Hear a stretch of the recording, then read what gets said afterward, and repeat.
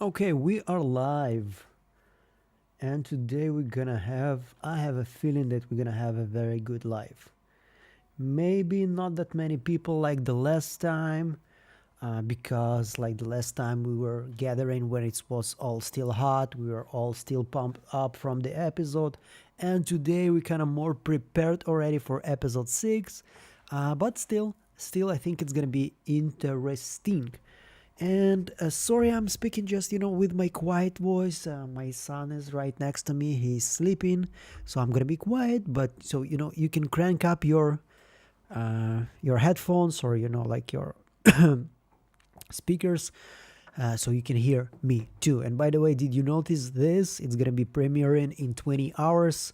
Something that's called Severance MTRT. I have no idea what it is, but probably some cool video again for us.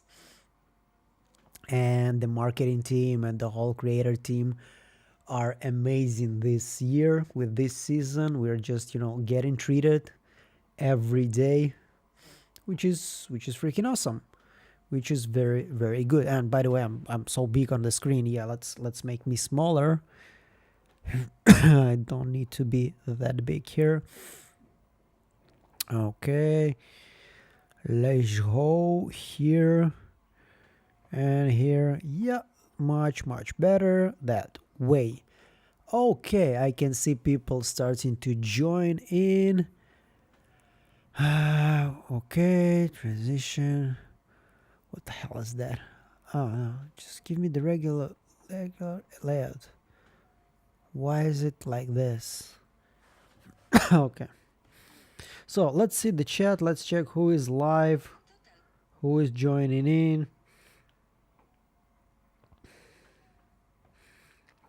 I just want to drop some hellos there.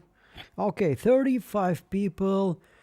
This is your 2 minutes warning. Forgot my Lumen snacks. What Lumen snacks? Of course, you gotta have some Lumen snacks today. I mean, oh my god, I'm actually making it to one of these. Oh, that's because I'm also living the European time, and most of the creators are all on American time. I know Real is gonna have a live stream today. At my time, it's gonna be 2:30 a.m. So I'm probably gonna miss this, but most of the American audience probably gonna be there. Please enjoy all the episodes equally. I'm trying, but like some of them are just better.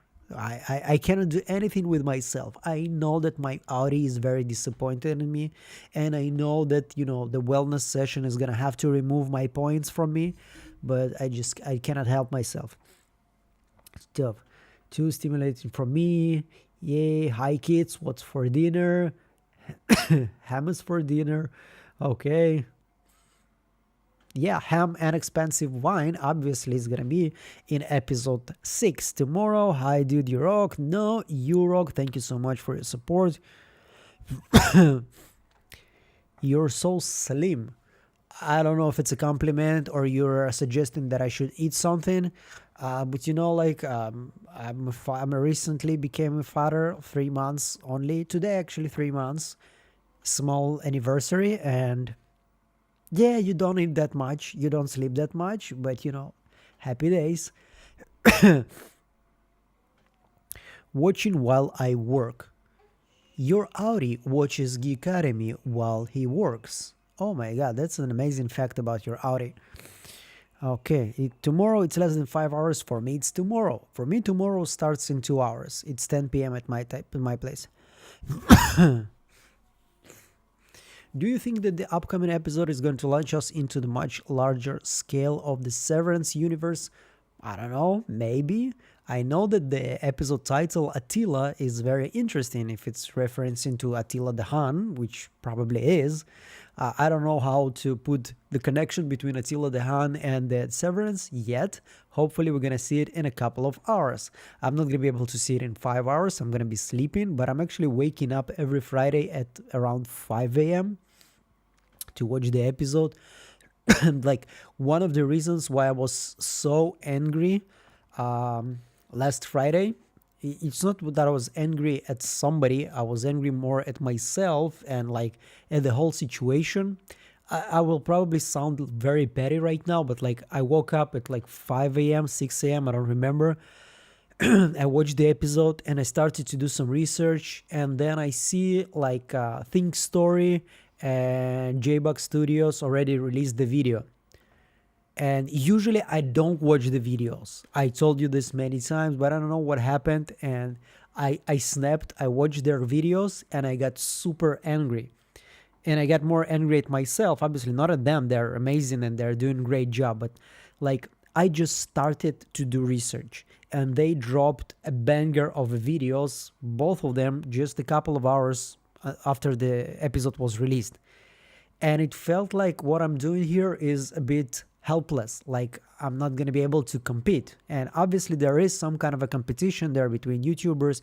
You want to be the fast one, you want to be the first, you want to bring the best material as fast as possible. So yeah, it was like a bit stupid from my part. And also I got angry because in episode 5 I kind of felt like they're saying there was nothing to to the whole simulation theory, and I couldn't give a crap about the simulation theory. I told you this in one of my videos and this week, that I just don't want the clues to be something like it's A24 movie or a TV show. That is basically everything is artistic and you just need to accept it because, art house or some shit like this. I don't want Severance to be like that. And if there's a clue and if there is a TV that is just appearing from thin air and works without cables and electricity, I hope you will give me some kind of a plausible explanation for that. And if you're just telling me accept that, like, this is where I'm starting to rebel a little bit. So all of this together kind of made me make a bit of an angry video. It's not was like it was completely bad. I still consider myself a professional, but still I wasn't happy with it. That's why I made another one. And sorry. And then I also realized I was kind of being stupid because most of the people are still watching my videos even if I'm releasing them a couple of days later. So I don't need to be in a constant rush of being the first. I'm not going to be able to do it. I already understand this. So right now I kind of came to the conclusion that whenever I'm going to release the episode, this is when I'm going to release it. And I'm just going to do the best possible video that I can do. Hope it explains some questions that none of you asked. Okay, so we have 61 people. That's cool. I made the mistake of looking at the cast for episode 7. Oh my god, I have no idea what's going to happen. Now you kind of, I'm not gonna do this right now on the live stream because like I know people don't want to see spoilers, but definitely gonna check it out. The video of you is vertical, but yeah, you look good. So now it's vertical, which is better. I want it to be vertical. You don't need to see me here. We're gonna watch some videos today, and one of the main reasons why I'm doing this live stream on Thursday, because I wanted to check some YouTubers and some creators that making videos and they're releasing them after Sunday. I did this live stream twice on Sunday, and there were many names that you were telling me to check out and they just didn't release the episode yet. So today hopefully we're gonna give them like some time on my live stream. We're gonna check them out. I'm on China time watching Listen to All podcast. I could think of to stay awake. Oh my god, you should drink a lot of coffee. But thank you so much for being like awake for this. But man or girl, I don't know, just take care of your health first. Live streams are recorded. Check them out. If you want to sleep, go to sleep.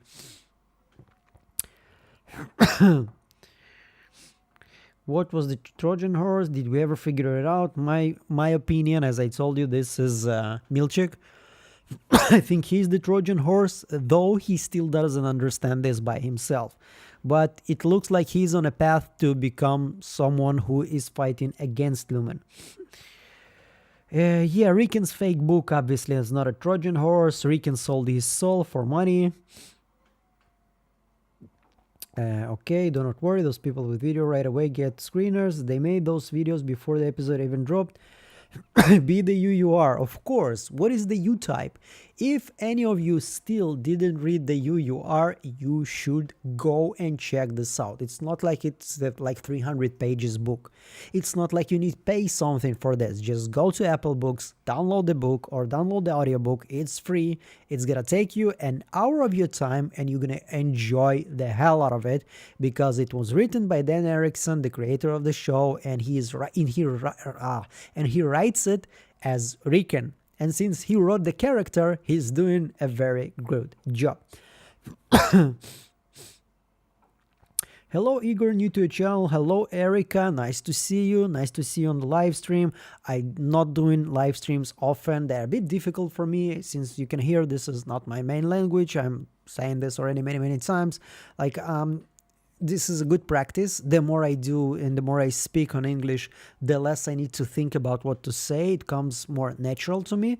But still, it's not my native language. It's not something that I speak around the house with, I don't know, with my girlfriend or with my family or with my friends. I speak most of the time in Russian or in Hebrew. So like English is the only time I really speak English normally is on my videos and on my live streams.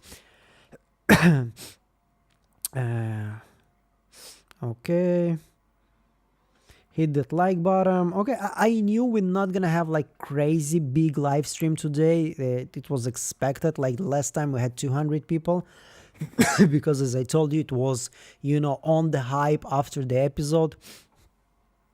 And today we're like more, a little bit, you know, like as I told you, like it's not a pre-show like my colleagues do, like Real does, and it's more of a, anyway, like there's more too much talk. And let's start in the chats, throw some names, like who are we watching first, like who is, anyway, let's first of all go ahead and see.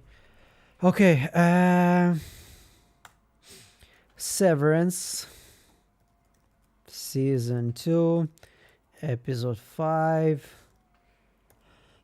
review, or let's just episode 5, right? No, I don't want the big channels. I don't want. Oh, Erica, thank you so much for becoming a motivator. This is great. Like, donations, motivators, it's very motivating. Thank you so much. Like this is just amazing. I hope I'm gonna make my vocabulary bigger, and next time somebody makes a donation, I will be able to say better, some more coherent words. Yeah, so let's see. I don't want pet peppers. I don't want new rock stars, not because they're not good, because we have seen them, and those channels definitely don't need my help. Let's see. Banshee breakdowns 7 hours ago. 16,000 views. Okay, let's check this out. The secret location of Kirby revealed. Okay, that's a clickbaity title. Let me fix myself. There is a clickable title and there is a clickbait title. Like I hate when like I myself not doing this distinction. Like if there is a title that is clickable and I'm like going to the video and the video actually delivers what it's promised, it was just a very good clickable title. If it's something that is basically, you know, super revealing secrets everywhere, but it doesn't really reveal anything, then you know, that's a clickbait title, and this is something that needs to be already considered as this one.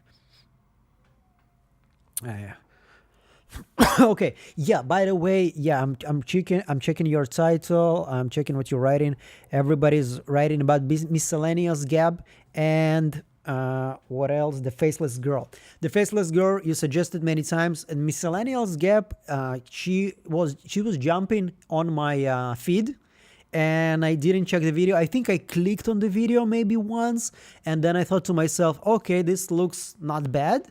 Let's check this out on the live stream. And I want to be surprised on the live stream. I don't want to be like sitting and watching something I already have seen. So let's see. Let's start with Miscellaneous Gab.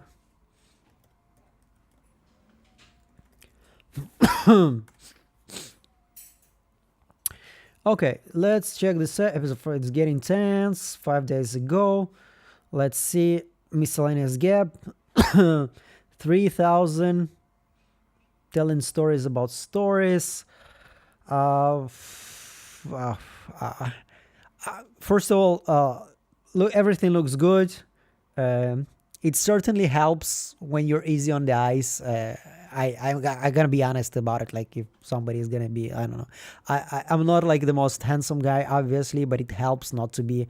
And also, there's like a lot of channels with million subscribers when the YouTuber or the blogger, whatever, not really handsome. Let's put it lightly, and it doesn't really require you to be, good looking in order to succeed, but it helps. Come on, let's be all honest, helps when you're easy on the eyes. But 3,800 subscribers, not bad. The only thing that I would like, if anybody as usual asks for my advice, which usually people don't, but I still give them, this kind of makes me feel that I'm on some kind of a psychology channel, like somebody's gonna like sell me something and explain to me that, like you should listen to your partner when she's talking to, or something like this. Like the vibe here is less, we're gonna talk about TV shows. Anyway, let's check the video. It has 10,000 views, which is probably saying something good about this. Let's check this out. My sound is good. Let's see, my sound is good. Let's go. Way I would rather spend this day than wearing pink, which is something we rarely see in Severance, but also spending it with you. How's discussing the sound, theories and the breakdown of episode 5. So without further ado, grab your bereavement coffee cups, maybe a bit of watermelon today. I loved this episode. I feel like it gave us some answers, but also just as many questions. And I don't know about you, but after the frigid tundra of the Ortbo, I am so happy to be back into the hospital lighting of the severed floor. This episode begins with a man walking down the halls of Lumen, pushing a tray and whistling.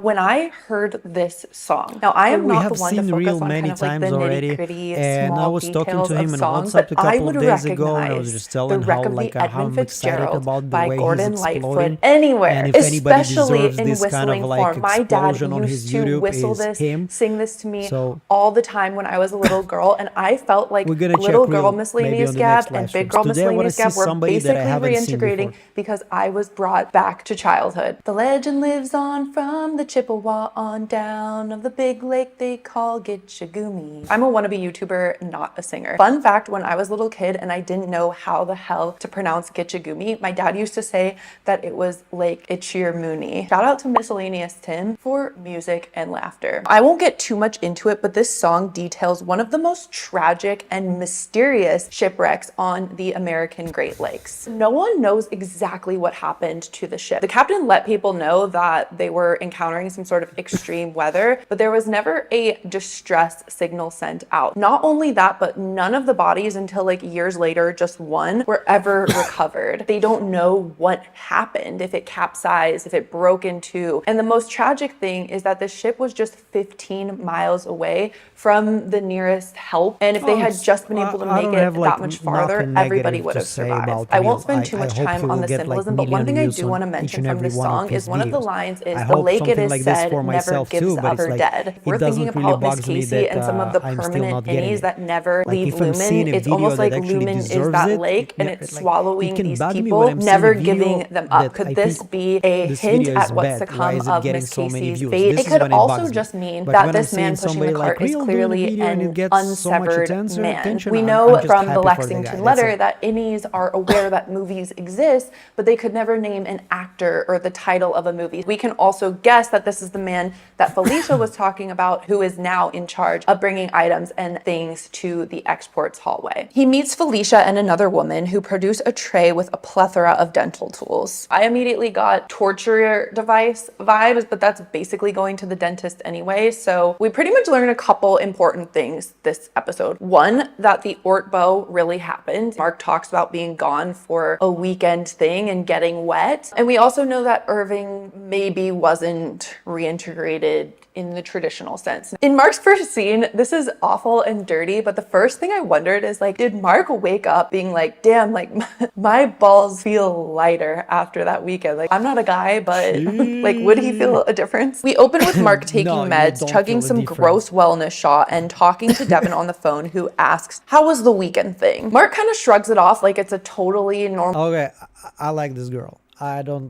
I'm not a big fan of the whole politically correct, so I'm like when people are making jokes that can be considered dangerous on YouTube.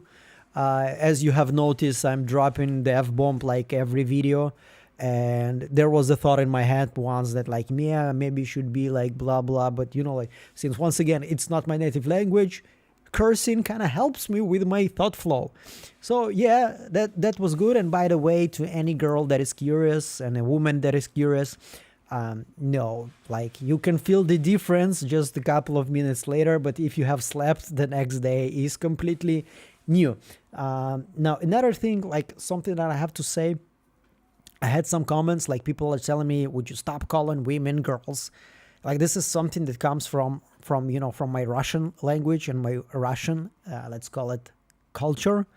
Like, in Russian society, with Russian women, if you call a woman, she's gonna punch you in the nuts, okay? Because you call woman somebody who is 80 years old.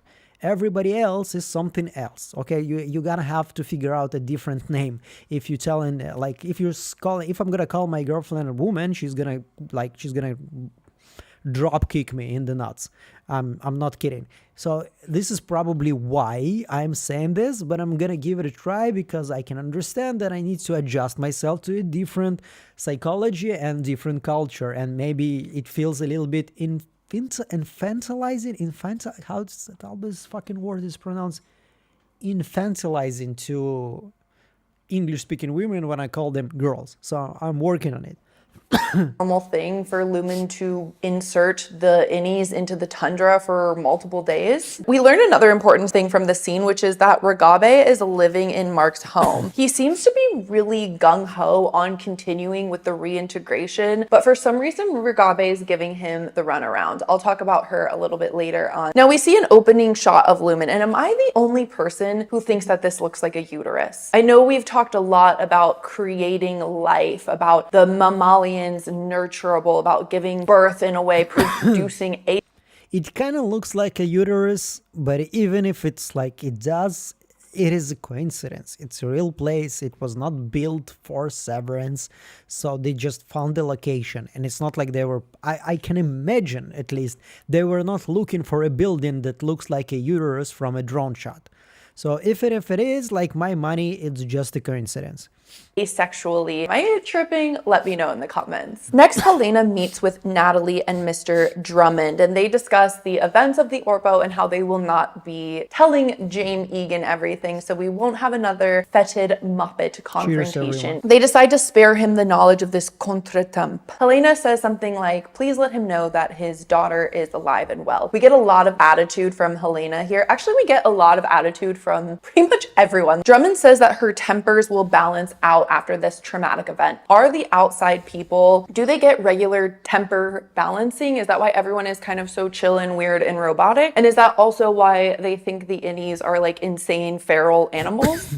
He also says, perhaps we could arrange another obligement session this evening. What does that mean? If you guys have any theories, let me know in the comments. Natalie and Drummond reassure Helena that it's not much longer. Helena is very clear that she does not want to go back down there, and we can understand why. While I don't agree with the fact that she says they're fucking animals with a lot of malice, girl, balance your tempers, come on. People have attempted to take her life, including a part of herself twice now, so she doesn't have the best experience on the severed floor, and rather than causing some introspection of like, hey, maybe my family shouldn't do this to people, she's like, they're fucking animals.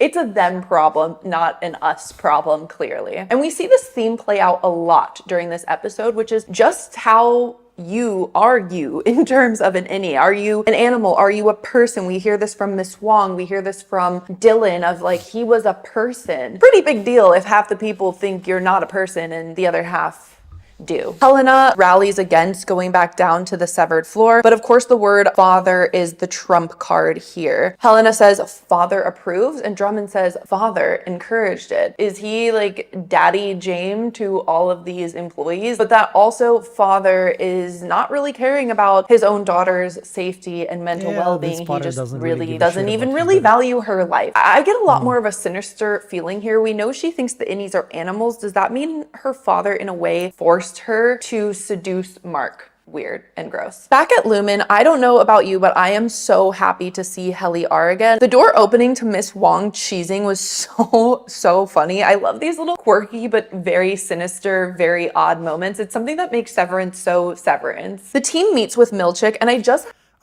like one of the best things that I love about the channel, first of all, like it doesn't feel like, you know, the detective channel. It's more, as I told you, from psychological point of view. Now I understand more the not the thumbnail, you know, the banner on the top of the channel. I can see clearly that she loves this TV show, which is amazing, which I cannot say for a lot of channels that, by the way, draw a lot of views, like 300, 400,000 views. And sometimes you can't really pick it up, like if this person actually likes this TV show or they're just doing their job.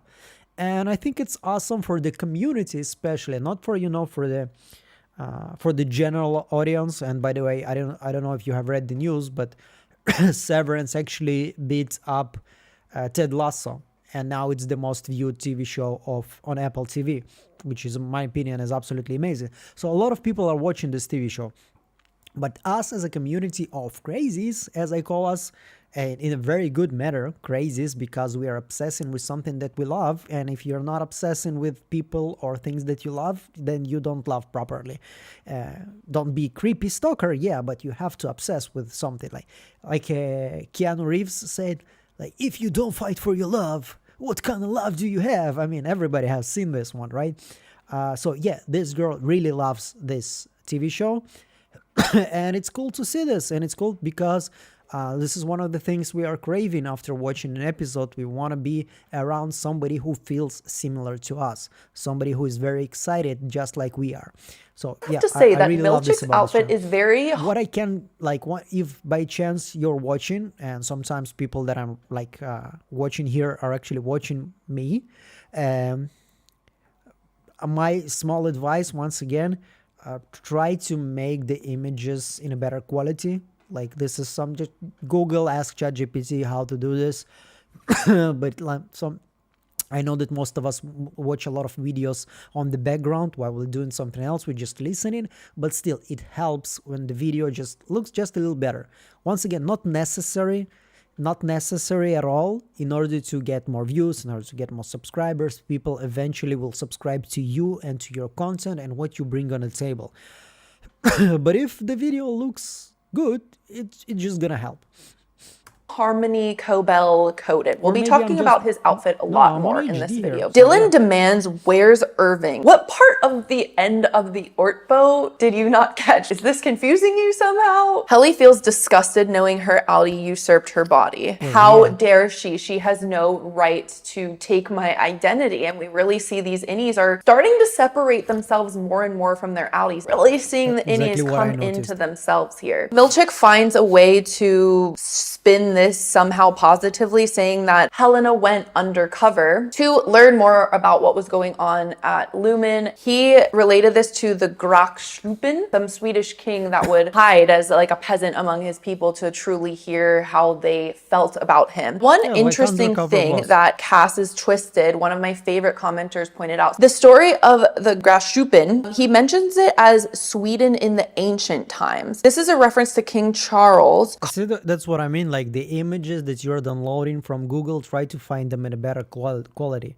It just doesn't look good, and it's some people can be bugged by that, and it's something fixable very easily. So Just a small advice. Karl the 11th, who reigned from 1660. This is not a year anyone would describe as ancient times. It reminded me on Star Trek, The Next Generation, they describe the Middle Ages, the ancient Earth. There's a little bit more on this theory later, but I felt like this was an interesting point and just wanted to point it out here. Milchick says that Irving B's Audi has departed on an elongated cruise, and nothing screams he's actually dead more than that. So I was a little concerned for our boy Irving and was very relieved to see him later on in the episode. Dylan doesn't give 3 dry fucks about Audi's Irving. They gotta be dry, okay? They have to be dry. Watching Mark's face, he's very uncertain, very weird. In a way, he was really taken advantage of, exploited, and violated, not only mentally, but also physically and sexually as well. So I'm sure he is dealing with a lot. Not only that, but I do believe he is subconsciously reintegrating in more ways than just the flashbacks. Milchick escorts the crew to a new MDR. He wasn't lying when he said all traces of Irving have been erased. He then threatened certain privileges over Dylan, but Dylan doesn't back down. He said Irving's a person and we want to have a funeral for him. Eventually Milkshake caves, but Mark acts really odd here by saying only if it doesn't take that long. I understand his cold shoulder towards Helly, but I don't understand why he would be so cold towards Irving's memory. I feel so bad for Helly. Poor girl is so confused.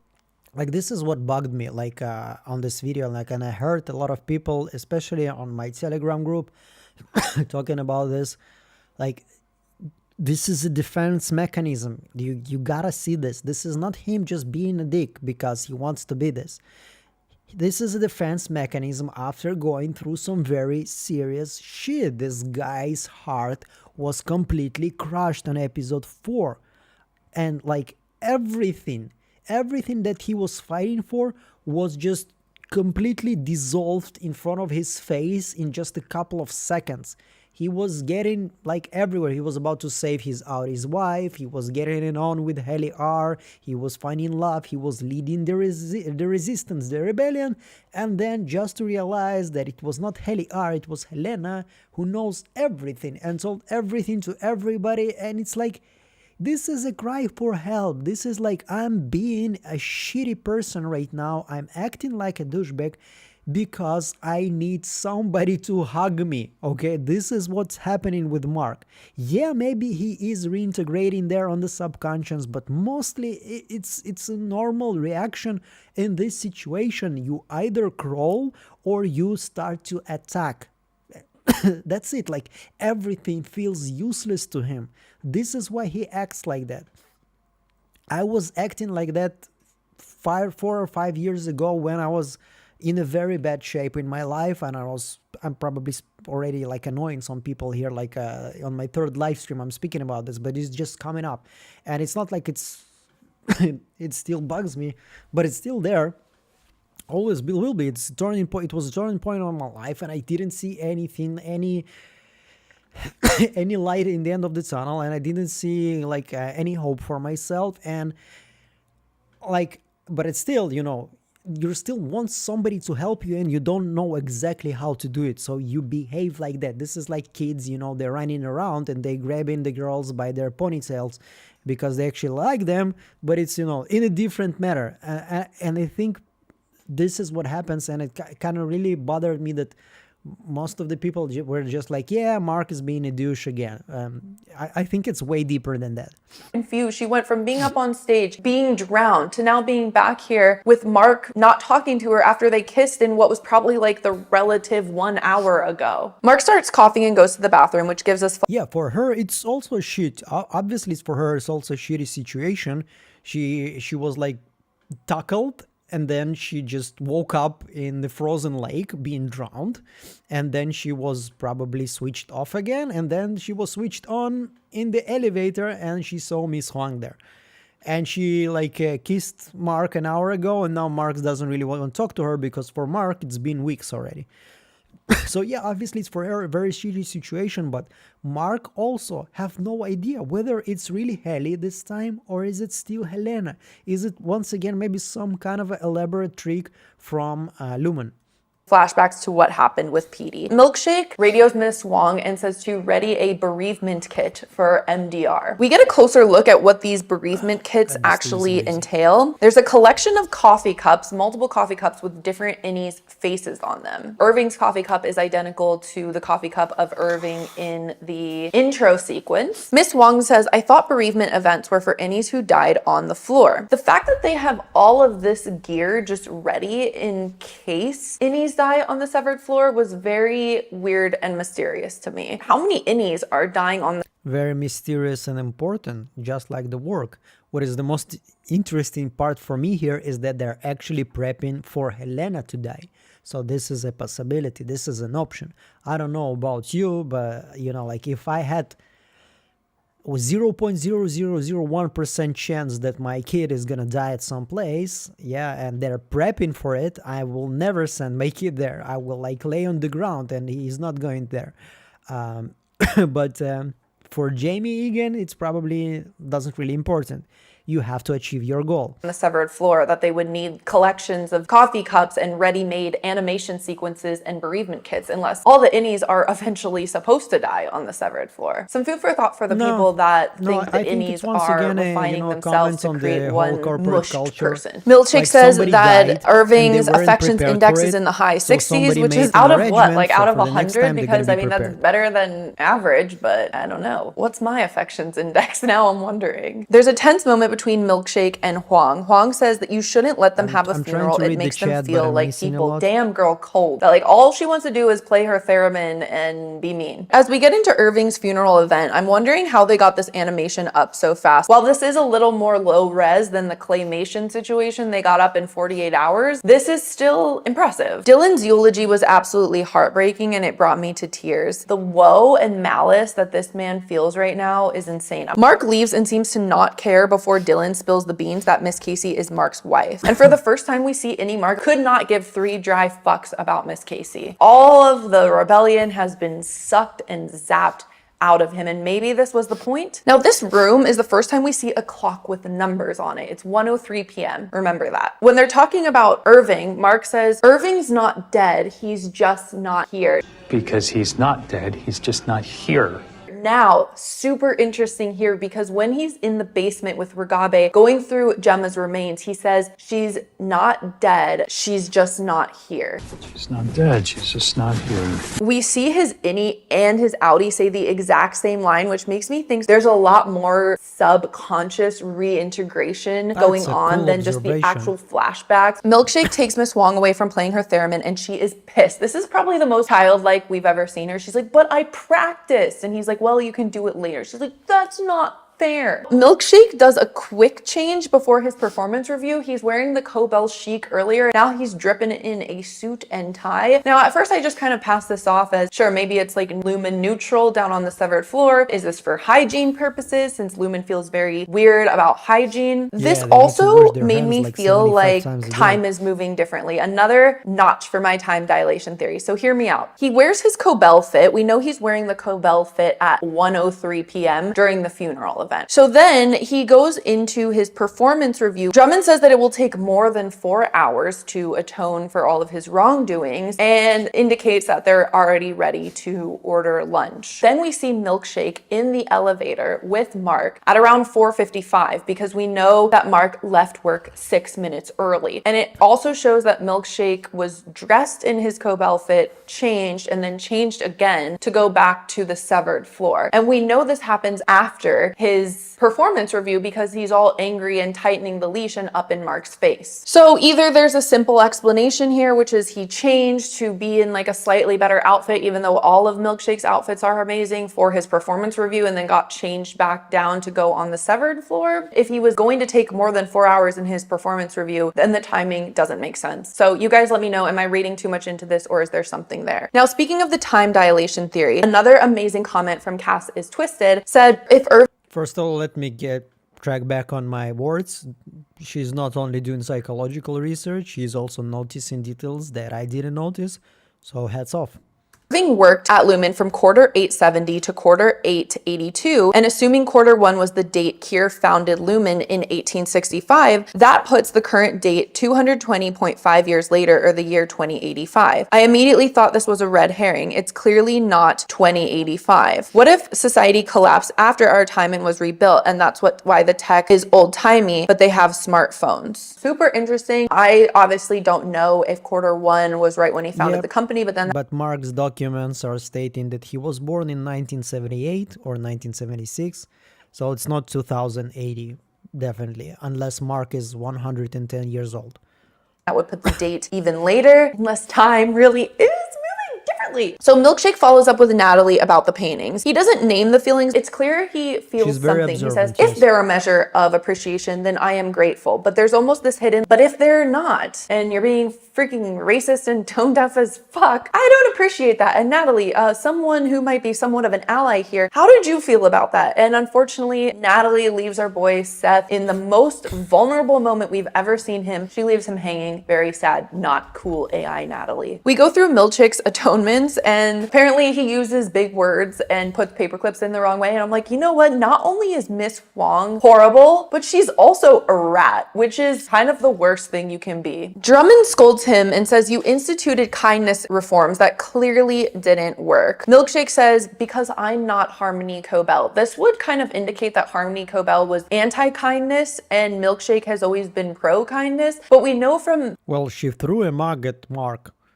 and then yelled at him. I wouldn't call it like... if somebody would do this to me in any office, I would be suing. So yeah, she was definitely not pro-kindness.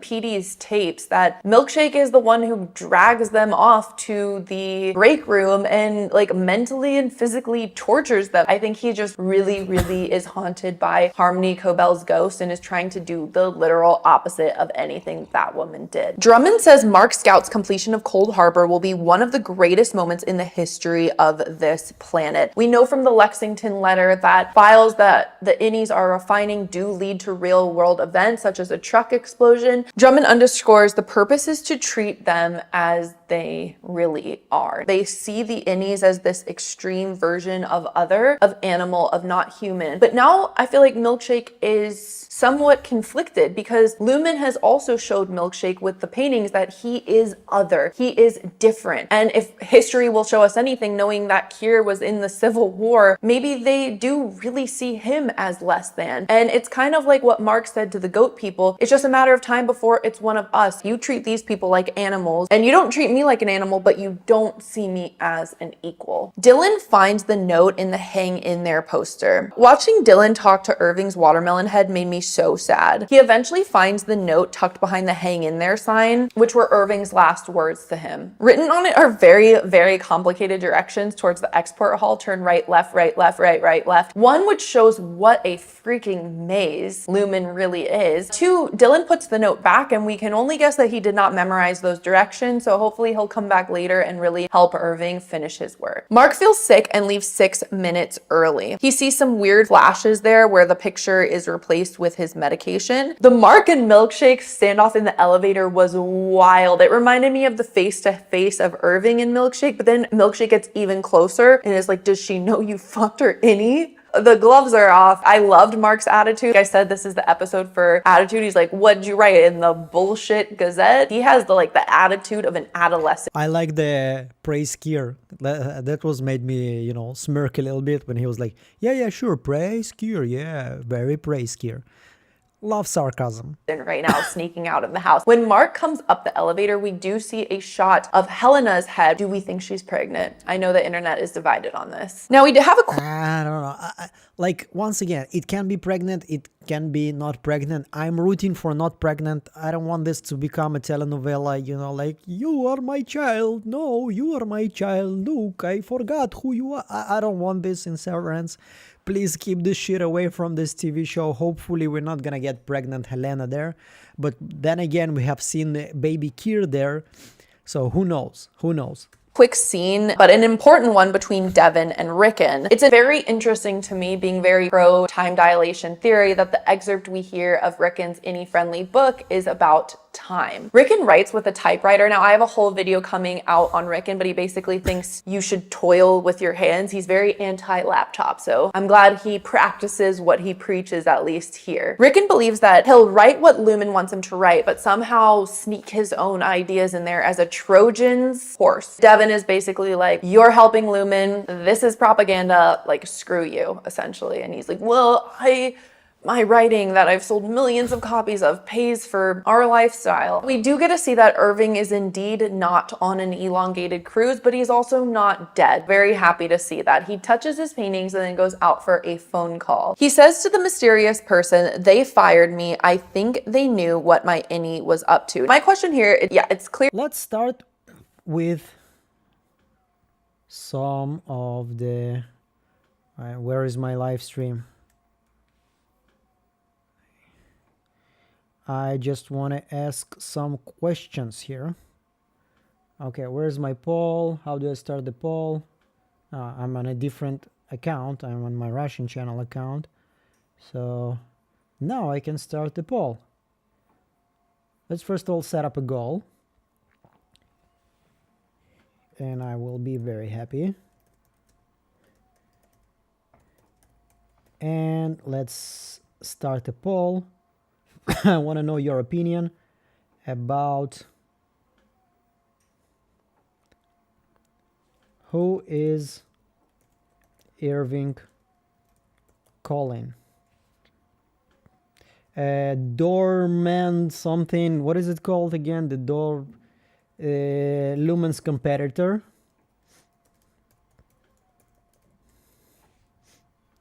Regabi. Cobell.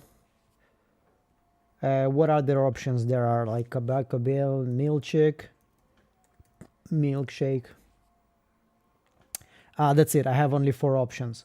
So let's see. If I didn't list your option here, you just let me know in the comments. Who do you think that is?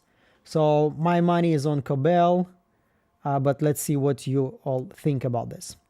Clear that Irving isn't like fully reintegrated. How does he know what his innie is up to? I know he thinks that he got the message to the innie, but how does he know that the innie received it? How is the innie sending messages back? And then we finally get a little bit of happiness in this cold and dreary world of Severance. Irving and Bert meet up in real life. I love how Bert's like, yeah, usually when people are knocking on my door, I have this weird thing where I want to know who they are. Call it a quirk. Yeah. He was not retired. He was actually let go. And they said it was because of an erotic, unsanctioned relationship. This makes me wonder, do they have erotic sanctioned relationships? His husband Fields, there's tension between them. They even had to cancel their trip to Milwaukee. But then he invites Irving over for a ham party where they will eat ham, drink expensive red wine, and discuss this mix-up. Or have an orgy. I just want Irving to have some happiness in his life. I want him to have some love and human connection, so I am all for this. Someone deserves to walk away from this with a happy ending. Come on. The last scene of the episode is back at Mark's home with Regabe. Regabe is looking through tokens and memories to jog his memory. Mark enters the scene by saying, sorry, there wasn't any eggnog. It might not be in season, which was just a weird comment. Like, why does she want eggnog? Mark again says she's not dead, she's just not here, but he asks Regabe if they're hurting her, to which she says, I don't know. Now, I'm wondering why is Regabe giving him the runaround? She said in the morning, my mic is on a maximum level already. Like, I can adjust here those thingies, but they're not really doing anything. As I told you, I'm trying to speak just quieter because my son is sleeping next to me. So sorry about that. If I'm speaking, I'm gonna stop the video so you can hear me. We'll do it tonight. Now she's saying we need to give it time. So is she really just taking her time? But it does seem like, she's living at Mark's house. She's not in any rush to do this. I can't figure her out. I don't think Regabe is like good. I don't necessarily think she's bad. I think she'll stop at any means to get what she wants. And she doesn't necessarily see people's lives as like a valuable currency. She didn't seem too pressed about killing Grainer. She didn't seem too pressed about basically killing Petey. She says like, usually this is the way to do it. And Mark goes, usually you've only done this once. Now she doesn't correct him. So previously she said, I've gotten a lot better at it, but she doesn't correct him when he says you've only done this once. Now, of course, the episode culminates in Mark's flashbacks of Gemma. Miss Casey talking about things his innie does, is great at parallel parking, pays his bills on time, prefers 2 scoops of ice cream of the same flavor, and then she says you're going to, and then it cuts off. This is very interesting because this was the only future focused thing. Everything was only focused on what your Outie currently does. Nothing was in the future. I got chills, and the look on Mark's face. Adam Scott is so good at playing this husband that is grieving and sad and torn up around his wife. He really just saw the woman that he loves prove that she exists in 2 years. What a way to end this episode. So it looks like now his Outie, his innie is like starting to get flashes of his Outie's memory, but now his Outie is really being able to access his innie's memories to where he's like fully in the severed floor. So what did you guys think of this episode? Did you like it? Did you hate it? What questions do you have? What theories do you have? Thank you so much for all of your support on my videos. You guys have no idea what it means to me, and I feel so happy at this amazing community that we are creating here on YouTube. Also want to give a special shout out to my co-gabber top tier Patreon members. I just launched my Patreon. Doesn't really matter what video you put there, somebody will dislike it. Like, there is somebody there who lives for the dislikes. Anyway, great video, great content creator.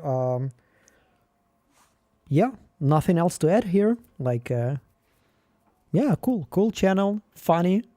Couple of jokes really landed well for me here.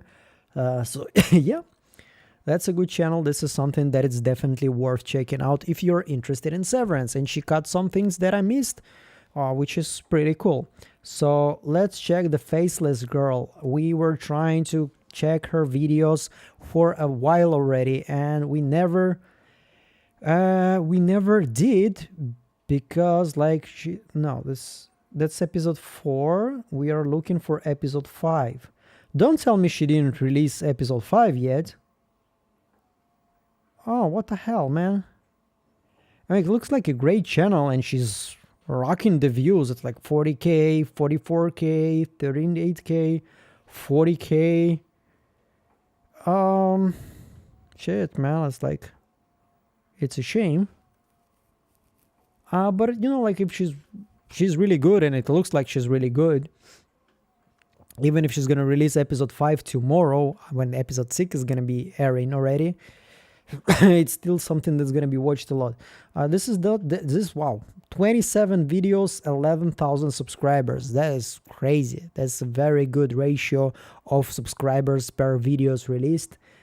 Somebody can make a career here, and you should definitely monetize on that. This is like, if I'm looking at this channel, like, the only thing I can say to Faceless Girl is just make more videos. I mean, this is definitely something that works very well for you. Now, we're not going to be able to check her channel again, because once again, I want to see episode 5. So once again, let's get back to the chat, and let's check what are you advising? Like, who do you want me to watch?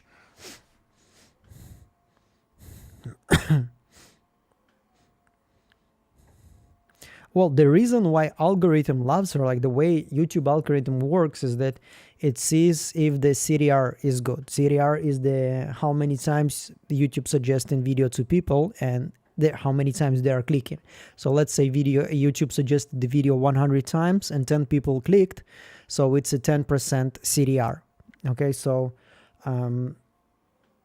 that's the first one. Then it sees how much are you engaged in the first, I think, 30 seconds or something like this. So let's say there's like a video that's, I don't know, something, click on this and get $1 million. And everybody clicks on it, but like in the first 3 seconds, they understand that this is a scam. So they all sign off right away. So then YouTube see, okay, good clickable rate, but the video is shit. And if it has a very good retention, like percentage, like if people are watching and are staying until the end, then then we're gonna have then the algorithm is gonna love this video. So everybody's keep telling me about yes, Nautilus files. Yeah, Nautilus file. This is something that we wanted to check previously, but we didn't. So let's see. Yes, Nautilus 5 have episode 5. Well, this is obviously also a very successful channel, 50k views. Okay, so let's check this out.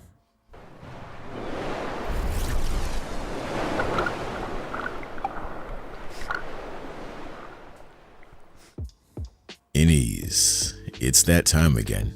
Oh my god. Who is that guy with that voice? I mean, this voice is... You have to be a narrator of books or something. Week 5 of season 2 has arrived, and this episode is called Trojan's Horse. Last week's fever dream of an episode had a lot of David Lynch energy. And this episode deals with the aftermath of the absolute bonkers events of Milchick's Ortbo experience. Helena has been outed by Irving, who is no longer with us in a manner of speaking, so Milchick's got some explaining to do to the board. Helena is also in the hot seat now that her plans have been altered, and Irving and Bert finally make contact on the outside. That's just the main event. There's plenty more to talk about in this one. Now before we begin, as always, a big shout out to the channel patrons, because you make this possible. Thank you so much for what you do. Also, a shout out to the newest members, Gita C., Michelle Quain, Uberwootsie, Uberwootness, I will never forget this name, Rachel Weber, The Dangatang, Arias, Mason.com, Mr. Mountbank, and Dave and Erica. You chose to support the channel directly, and I thank you for that. So look forward to seeing your name in the producer credits going forward. Now strap in, tinfoilers, because it's time to dive. So episode 5 starts things off by confirming the story Felicia told us about the man who picks up supply deliveries from the mysterious elevator to the testing room. The scene is handled in a very peculiar way though. The man's face is never clearly shown, so that's weird and totally normal for the severed floor. Now this man casually...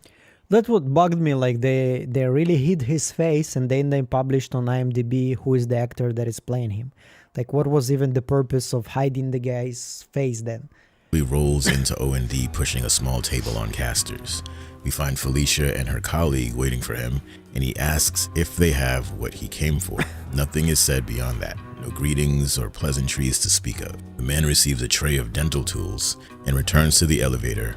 End scene. Leave it up to Severance to make a delivery creepy. The obvious question here, why the dental gear? If there are permanent innies below Lumen, this might simply be how they care for their dental needs. But maybe there's more to it than that, because the show makes a point to let us know that Lumen is really into dental hygiene. The fact that this man is humming a tune that I think only an Audi should know should cause a few eyebrow raises, because it could be indicating that this man is not severed. So in the next scene, we're with Mark at home and he's talking to Devin on the phone.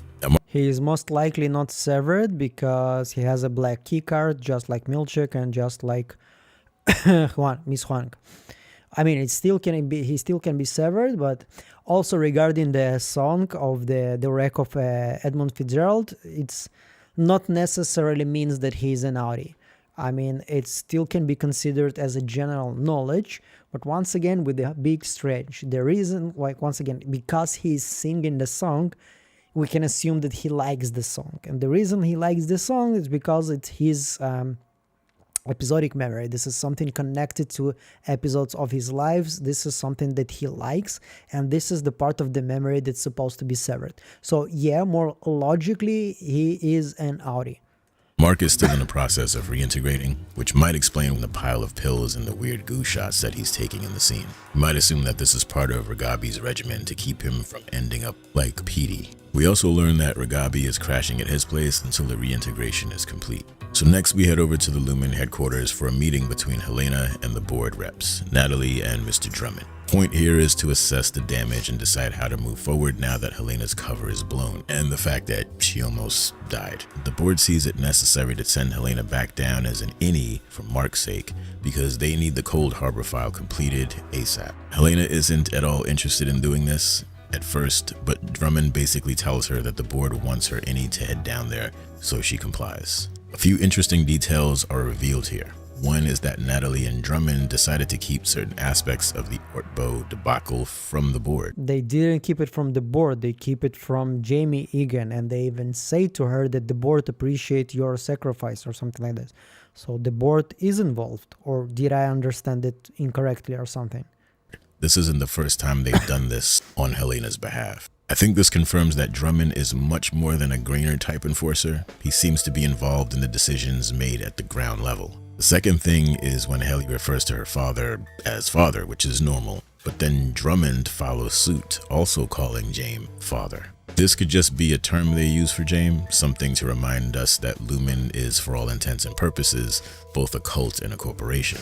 Or it could mean that Drummond is an Egan. We're gonna need more than this to go on, but keep this one in your back pocket for now. Now, Helena like it is possible, but there is like a big feeling of like he is older than her, like Drummond is older than Helena, so more logically he would be an heir and not her would be an heir.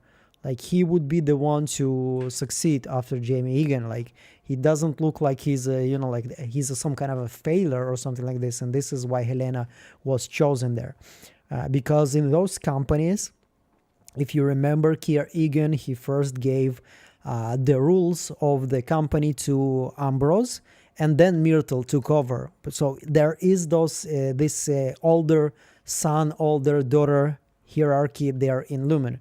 So I don't know if he's an Egan or it's once again the situation of like everybody is somehow children of Kier. Exhibits a lot of animosity towards her father here, something we probably could have guessed already. But also note how she refers to innies as animals, a dehumanizing term that opens the door to all kinds of vile possibilities. Is this how she sees the innies? Sometimes it doesn't jive with her interactions with Mark, and I don't think she was pretending when she was with Mark. So I'm inclined to think that she was faking outrage here because she wants to return as Helena to see Mark again. In other words, this was all a show. So Helena heads back down to the 7th floor as I don't think she was faking. For real this time. And she's met by Miss Huang. This is her first time back since the OTC Gala night, so she's not seen all the new changes. Things get weird from several directions in this scene because the milkshake arrives right as she meets up with Mark and Dylan. MDR is looking for answers regarding Irving's status, namely, is he ever coming back? Now, Milchick hesitates to give an honest answer, but then he gives in, telling them Irving is never coming back. Now, Dylan can't help himself, so he's challenging Milchick's framing, but he gets a very vague warning from Milchick to not push it, lest he lose his special privileges. Helly is the most confused person in the room because she's just learning that she's an Egan on top of not knowing why Irving was trying to drown her. Now, Milchick tries to bring down the temperature by trying to explain Helly's ID swap as an undercover boss type situation. Helena just wanted to get closer to the innies to build empathy for them, a line Mark and Dylan detect as the Swedish horse manure that it is. The following scene takes place in the MDR office, but there's a noticeable difference now that the iconic 4-desk cluster has been reduced to 3. This shock prompts Dylan to request a funeral for Irving, and Milchick allows it because he's probably willing to give them what they want as long as Mark gets the work done. The odd thing about this scene though is that Dylan and Helly are down, but Mark seems to be somewhat indifferent.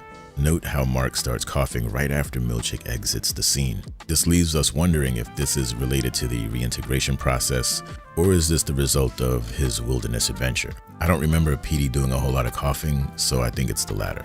Now, Mark goes into the restroom, Helly comes in to check on him, and you get the sense that Mark is weirded out by what he knows about Helly, or Helena, depending on how you look at it. Helly is kind of confused because Mark couldn't tell the difference between her and Helena, and therein lies the problem. As of this moment in time, Mark is unsure of where the line between Helly and Helena is drawn. Milchick sets up a bereavement kit with the help of his teenage sidekick, Miss Huang. Now, this scene gave me the heebie-jeebies like never before. First, Miss Huang insinuates that giving MDR a funeral for Irving isn't a good idea because they might start to feel like real people. Wow. So Huang is on board with the idea that innies are subhuman and should be treated as such. Good to know. Notice how even Milchick gets the chills when she gives her unsolicited opinion on the subject. She also just happens to bring up Milchick's upcoming...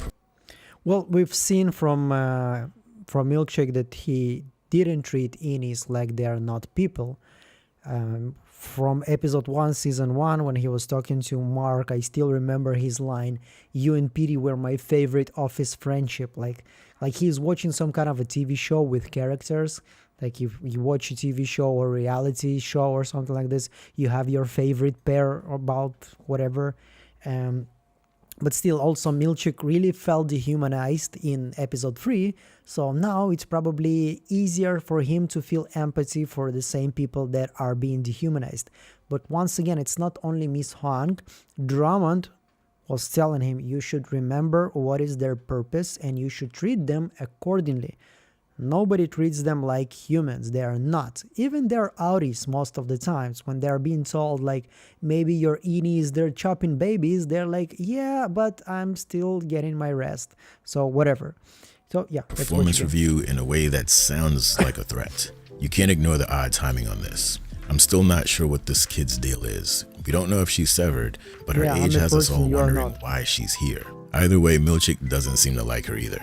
So let's move on to the funeral scene. The remaining members of MDR assembled in the former break room turned movie room to pay their respects. Of the reasons Notice the banner that reads... One of the reasons his video doesn't feel like an AI is because, as far as I know, no AI can make a deep voice like that, because this is just, this is honey to my ears. I can listen to this guy's just saying words. They don't really need to have any meaning. He can be like, bees, bears, Battlestar Galactica, and I'm gonna be like, yeah, man, more, please, more.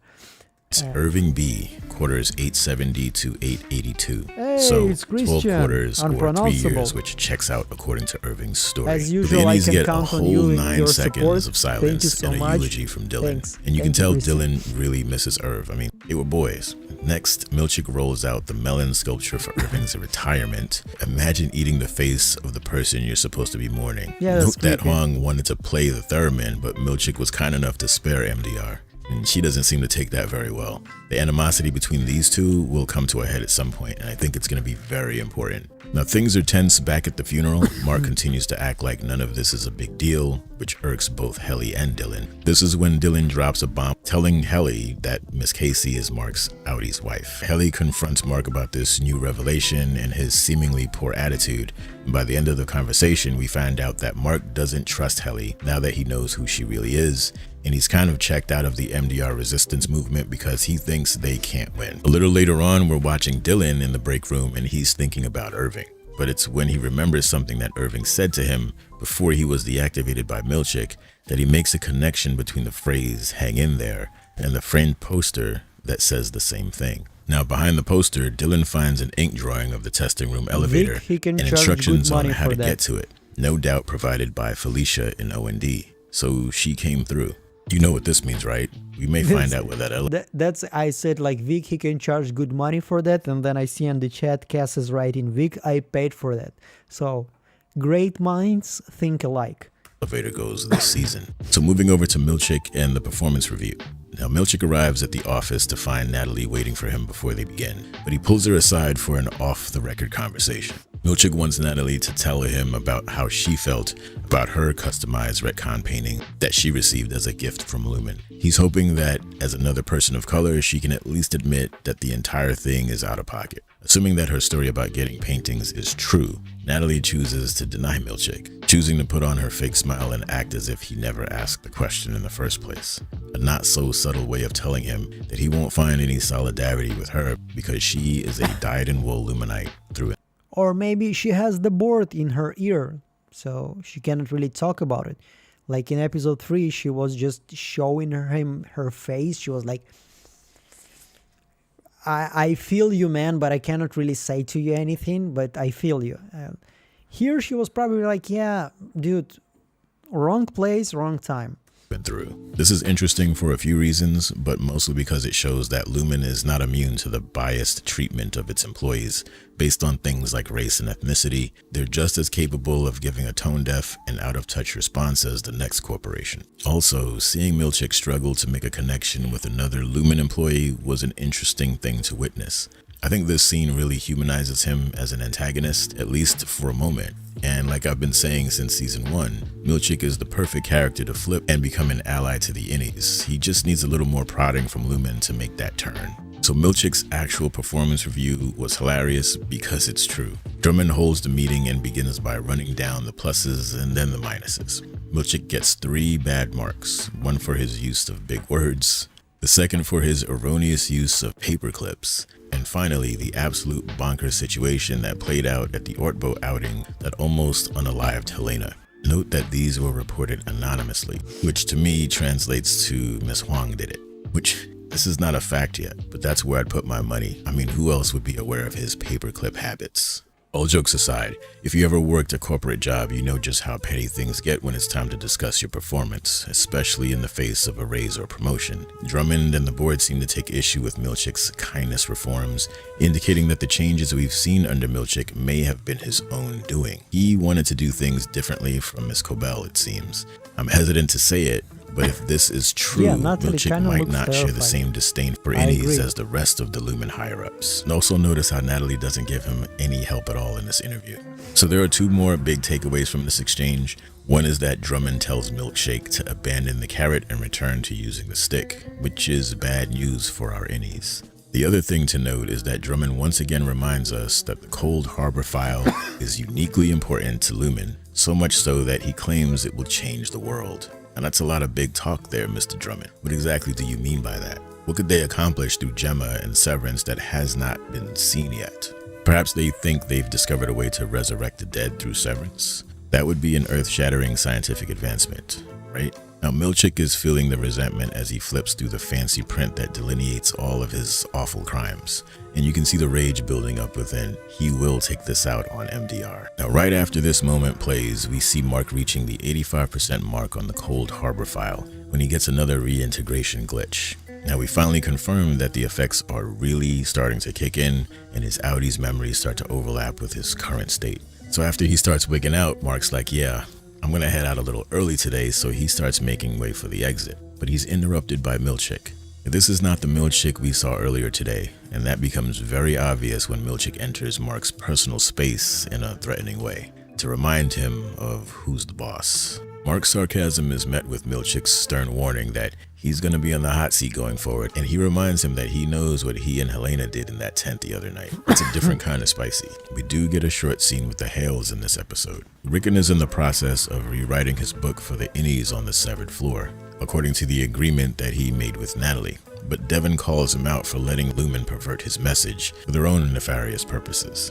Now, Rickon takes offense to that, citing that this could be his way of reaching the Innies and sparking a revolt from within, and that this is a big opportunity for them financially. But that's not the point. He's sidelining his principles for a buck, and Devon's just not with that. Another reason why Devon is the most underrated character on the show. It wouldn't surprise me if Rickon listens to his wife and sneaks in some messaging to agitate the Innies into rebelling again. So let's hop over to Audi Irv back at his apartment. The first thing we see him... I don't think originally Rickon has any idea why his ideas agitate the Innies to rebel. I think you should check the book. Just check the book.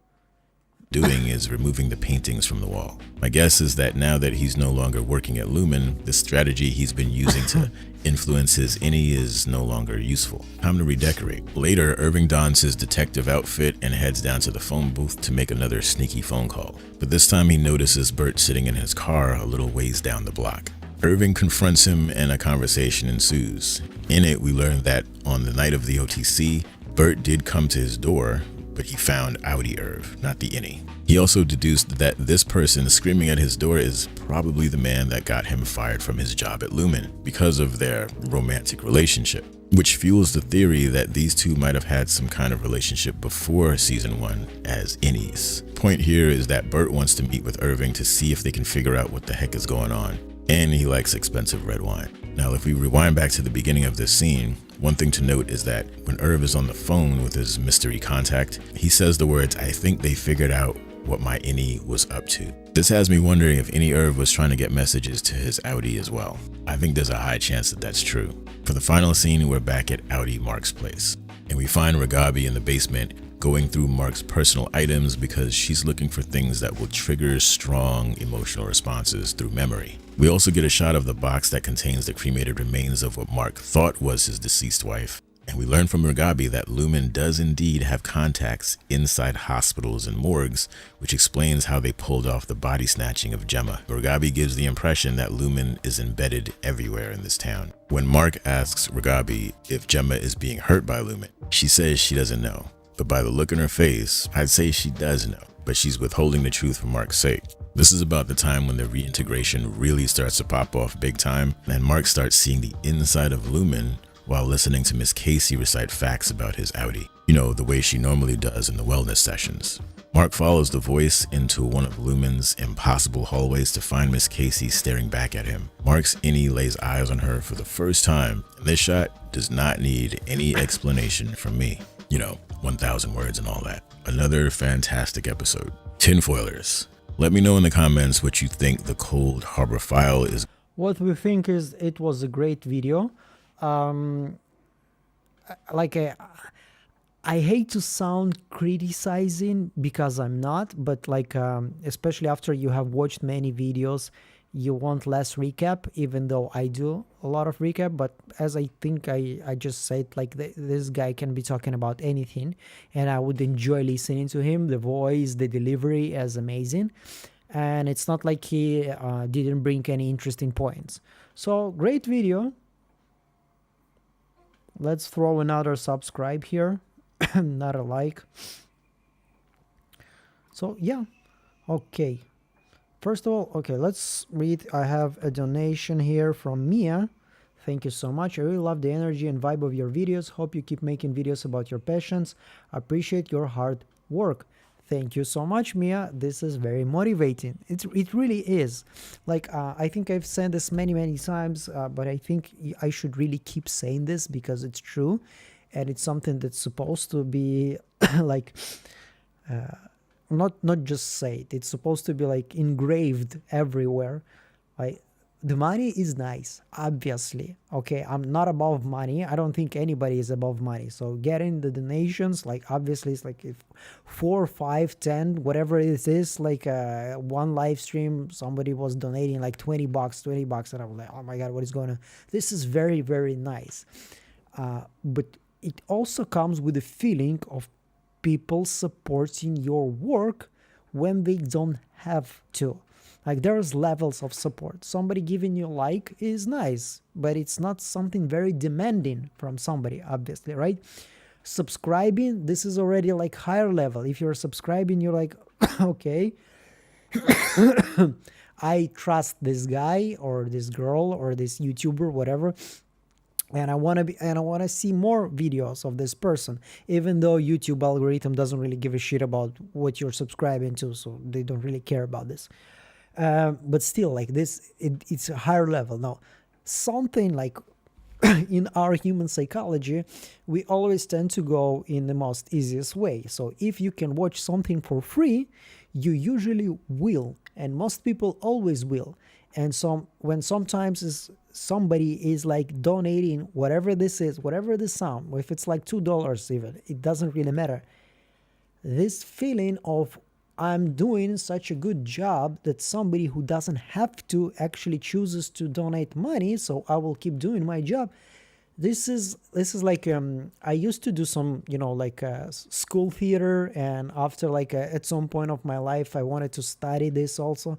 So this is I had this moment we did a show for friends, family, everybody who was there, we were inviting people, and there was one moment when I had an idea for a scene, not the director. I had an idea for a scene that we're gonna make this in a slow motion.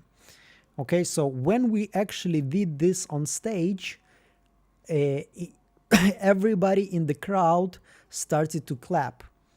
Okay, and it was not the expected clap, when everybody goes and they bow or the scene is over, so you expect the crowd to clap because it's it's manners, it's polite. But if in the middle of the show somebody starts to clap, this is the highest praise an actor can get. And for me, seeing how my idea for the play was was accepted by people that way, you can see right now, it's been 5 years, 6 years after that happened, and I still remember this.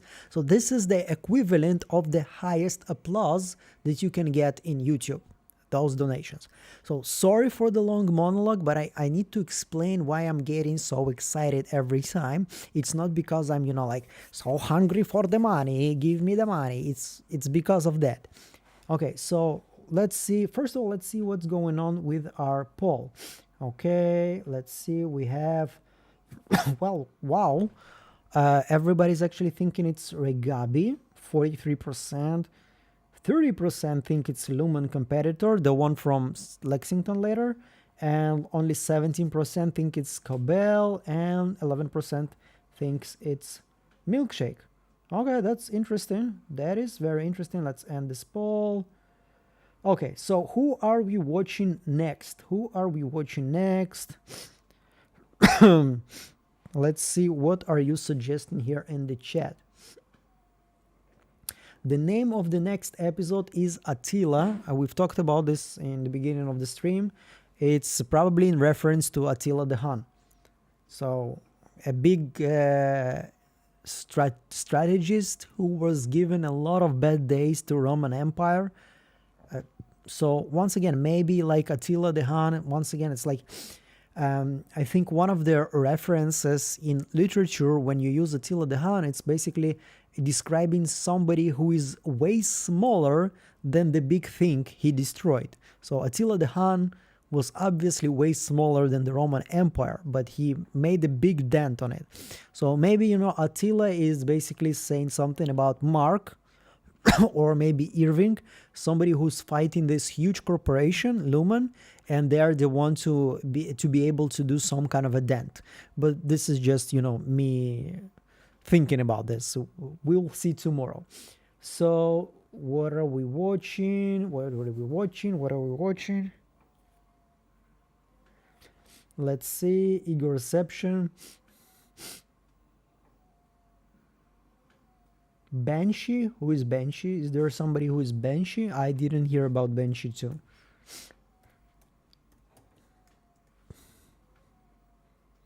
Yeah, well, I didn't hear. This is the same video we wanted to check out in the beginning of the live stream. So let's check it out. And I really can't believe it. A special shout out also goes to my first ever channel member, Cass. Oh, thank you so much for your encouragement. It's everything to me.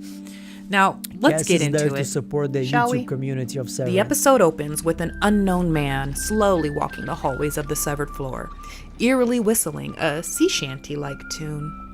The scene instantly reminded me of Kill Bill Volume 1, the whistling unsettling, eliciting a scary feeling like one of our four tempers, dread.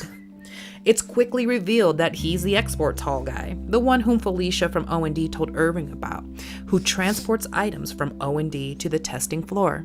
The showrunners make it a point to conceal his face, but I don't think it's for some future twist or reveal. I think it's because what matters most is what he represents, not who he is, which we can discern from the ominous whistling, much like with Elle in Kill Bill. The melody he is whistling comes from a song called Back Home in Derry, about the Irish Rebellion of 1803. The rebellion was a failure, and the rebels were exiled to Australia. This feels like a warning, a clue about what's going on. No, that's not the song. He's singing the wreck of Edmund Fitzgerald. Here. Like the Irish Rebellion, the Innies Macrodat uprising failed, and trying again seems futile against a megapower like Lumen. In the song, the Irish rebels are sent to their death aboard a prison ship, with the lyric, "Taking souls to Hades by twilight," drawing another parallel to the Greek myth of Orpheus and Eurydice that we talked about last episode, where Mark represents Orpheus traveling to the underworld, or Lumen, to save his wife Gemma. And also, like the Irish rebels, Irving is said to be exiled by ship after he was fired last episode. Irving B's Audi has departed on an elongated cruise voyage. Yeah, I know. Is he going to come back or not? There also seems to be a deeper connection here relating to water and Lumen. For example, there's the giant water tower, Woe's Hollow and the waterfall, the lakes that are near the town, and the Lumen logo itself with the teardrop motif. We even see it represented in the architecture of the town. And most importantly, there's the Keir Egan painting above the water fountain. We see Keir on a mountaintop overlooking what looks a lot like the Great Lakes region. The melody of the whistle song is also used in the song Wreck of the Edmund Fitzgerald, about a carrier ship that wrecked in Lake Superior, killing all passengers aboard. Now, I don't think this is a coincidence, and I think it hints that the Great Lakes area is the location of Keir PE and of Lumen's secret testing grounds. Which brings us back to Irving's dream from last episode and the Montauk Project, a conspiracy theory about secret government experiments during the Cold War era, During this time, the U.S. conducted several controversial projects related to psychological warfare, mind control, propaganda, and ideological manipulation. Drugs and chemicals like ether, which we know Keir Egan had factories for, were used in experiments like the infamous MK Ultra. Many of these projects were conducted without the public knowledge or consent, often targeting minority groups or prisoners, treating them as test subjects, not people. Sounds a lot like Lumen, right? The Great Lakes area also served as a testing ground for similar projects during the Cold War. The region provided an isolated environment for radio wave and signal interference tests. The U.S. Air Force ran radar and communication experiments near Duluth, Minnesota, along Lake Superior, which seems relevant given Lumen's experimentation with brainwave signals that might also require seclusion. Additionally, the Great Lakes region is home to the largest Navy training installation, an interesting connection to Irving's Navy background, and the reference to his dog. Okay, I absolutely love this channel already. I mean, yeah, that's an instant sub for me. As soon as I'm like, we are only 5 minutes in, and she's already noticing something that I was not even close to.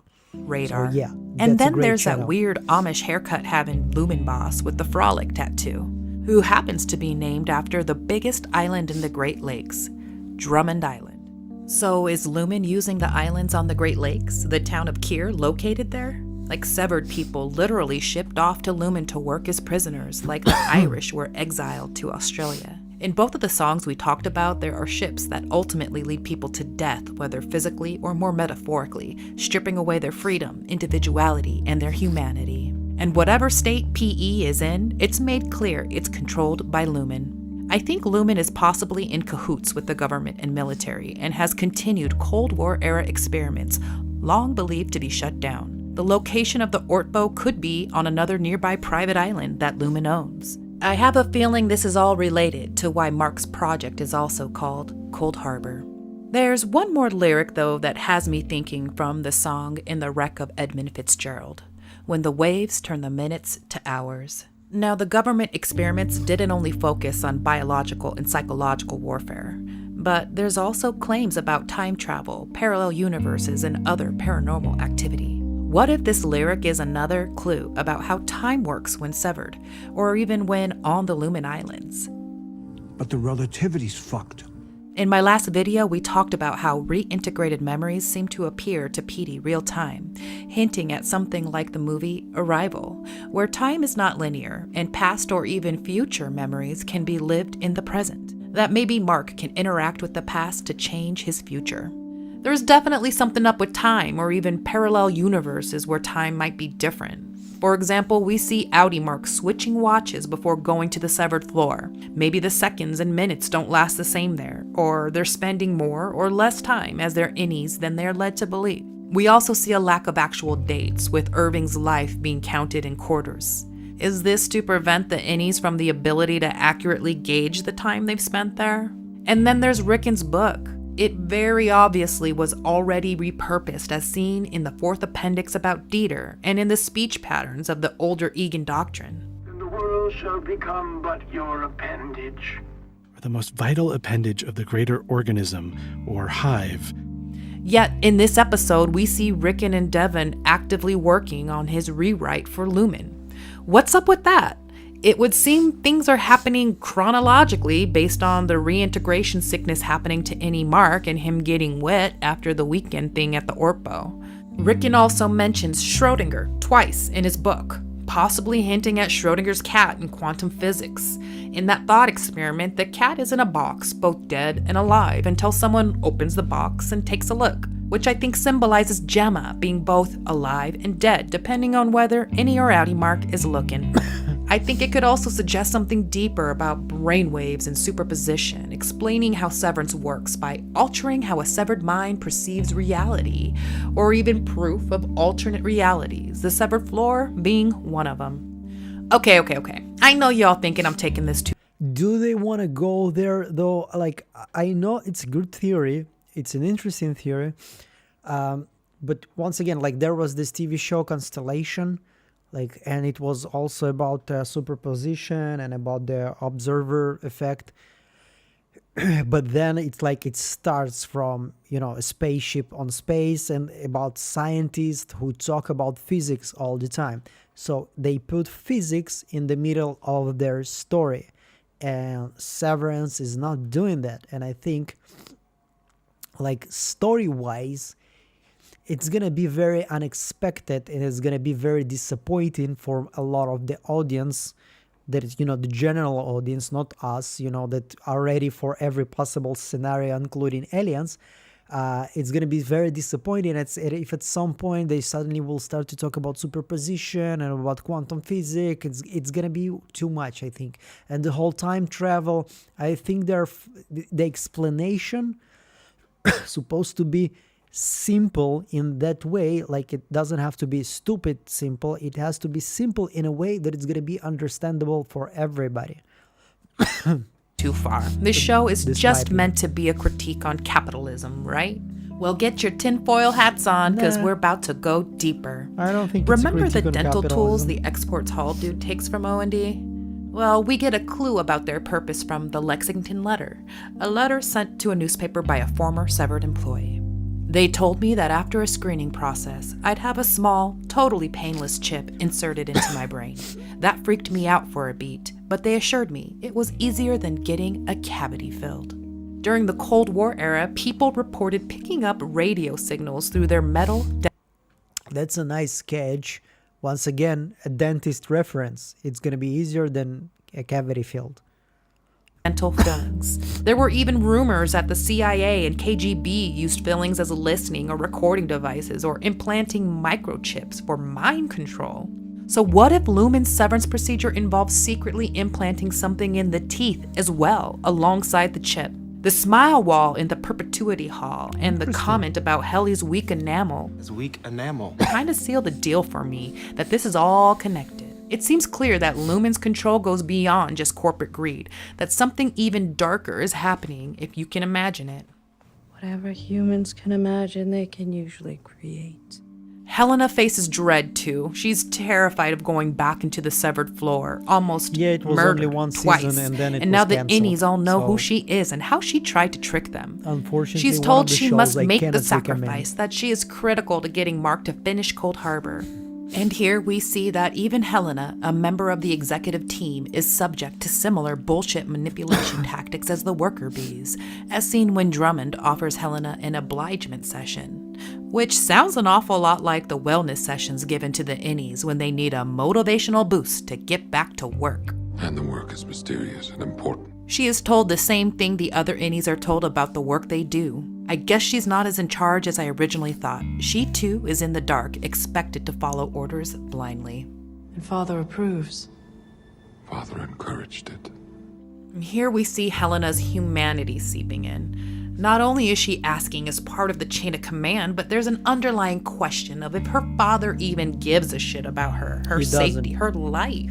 We've seen moments where she longs for real love and connection, like when she watched the videos of her innie kissing Mark, something it seems she's never had, familial or otherwise. The medical team says your tempers will rebalance quickly. At first, this sounds like reassurance. She won't have to carry the weight of the trauma she's experienced, that her dread will soon go away. But also, is this confirmation that the severance chip is designed to neutralize human nature? Or has Helena's father been controlling her emotions for years, shaping her identity from childhood through some other means? All throughout the episode, we see a constant push-pull between Lumen's dehumanization tactics and the characters fighting to reclaim their sense of self. It's an interesting development that Helena is also dehumanized, like the innies, chained to her identity as an Egan. Seeing her innie self is like seeing what she could have been, that love and passion are a part of her true nature. She doesn't have the right to take my identity. When Helly is reawakened, she feels violated, stripped of her identity by her outie. The other innies no longer trust her. Helena's exposure as a mole has effectively erased Helly's identity as a friend and lover. She too becomes chained to the Egan identity, and in a way, recreated in Kier's image. Much like Mr. Milchek and the paintings of himself in Kier. He too seems to be going through a bit of an identity crisis. You She see, should the write more books. exposure to the company's leader Like she's not just analyzing the episode, she's writing a story about it, which is very nice. That Mr. Milchek gets, the more he realizes the hypocrisy and questionable morality of Lumen. I worked at a corporation for almost 20 years before I too experienced severance. Well, not like the microchip, but you get it. Milchek's path is all too familiar. The American dream facade. From childhood, you're told to get a good job, work for a big company that will provide stability, and become a part of your family. When you're young and naive, you believe that hard work and loyalty will get you ahead and that the company values are there because they genuinely care about you. And let me tell you that this type of manipulation works. Where I worked, it was a common thing to say that you bleed the company colors. This show is scary accurate. But as you become a manager like Milchek and you have the conversations with leadership behind closed doors, you see how the employees are dehumanized, just another number that needs to be met, and that these great company values are just a cover, propaganda to keep the employees in line. And the kicker is, it's all on you to be the middleman, to lie to your team, manipulate them based on leadership's whim. You're often given a complex project not set up for success at all, and then blamed for its failure. Look at Milchek's performance review. He's handed down a clusterfuck from Cobell. The innies were already completely out of control. No matter what Milchek did, he was bound to fail. The expectations Lumen had were unrealistic. You cannot undo the awakening the innies had. And also true to real life, these performance reviews purposefully leave little to no room for rebuttal, often masquerading as a discussion when reality is just a one-sided conversation. Hence I may colloquially employ... Anti-deflections will be heard after the lunch break.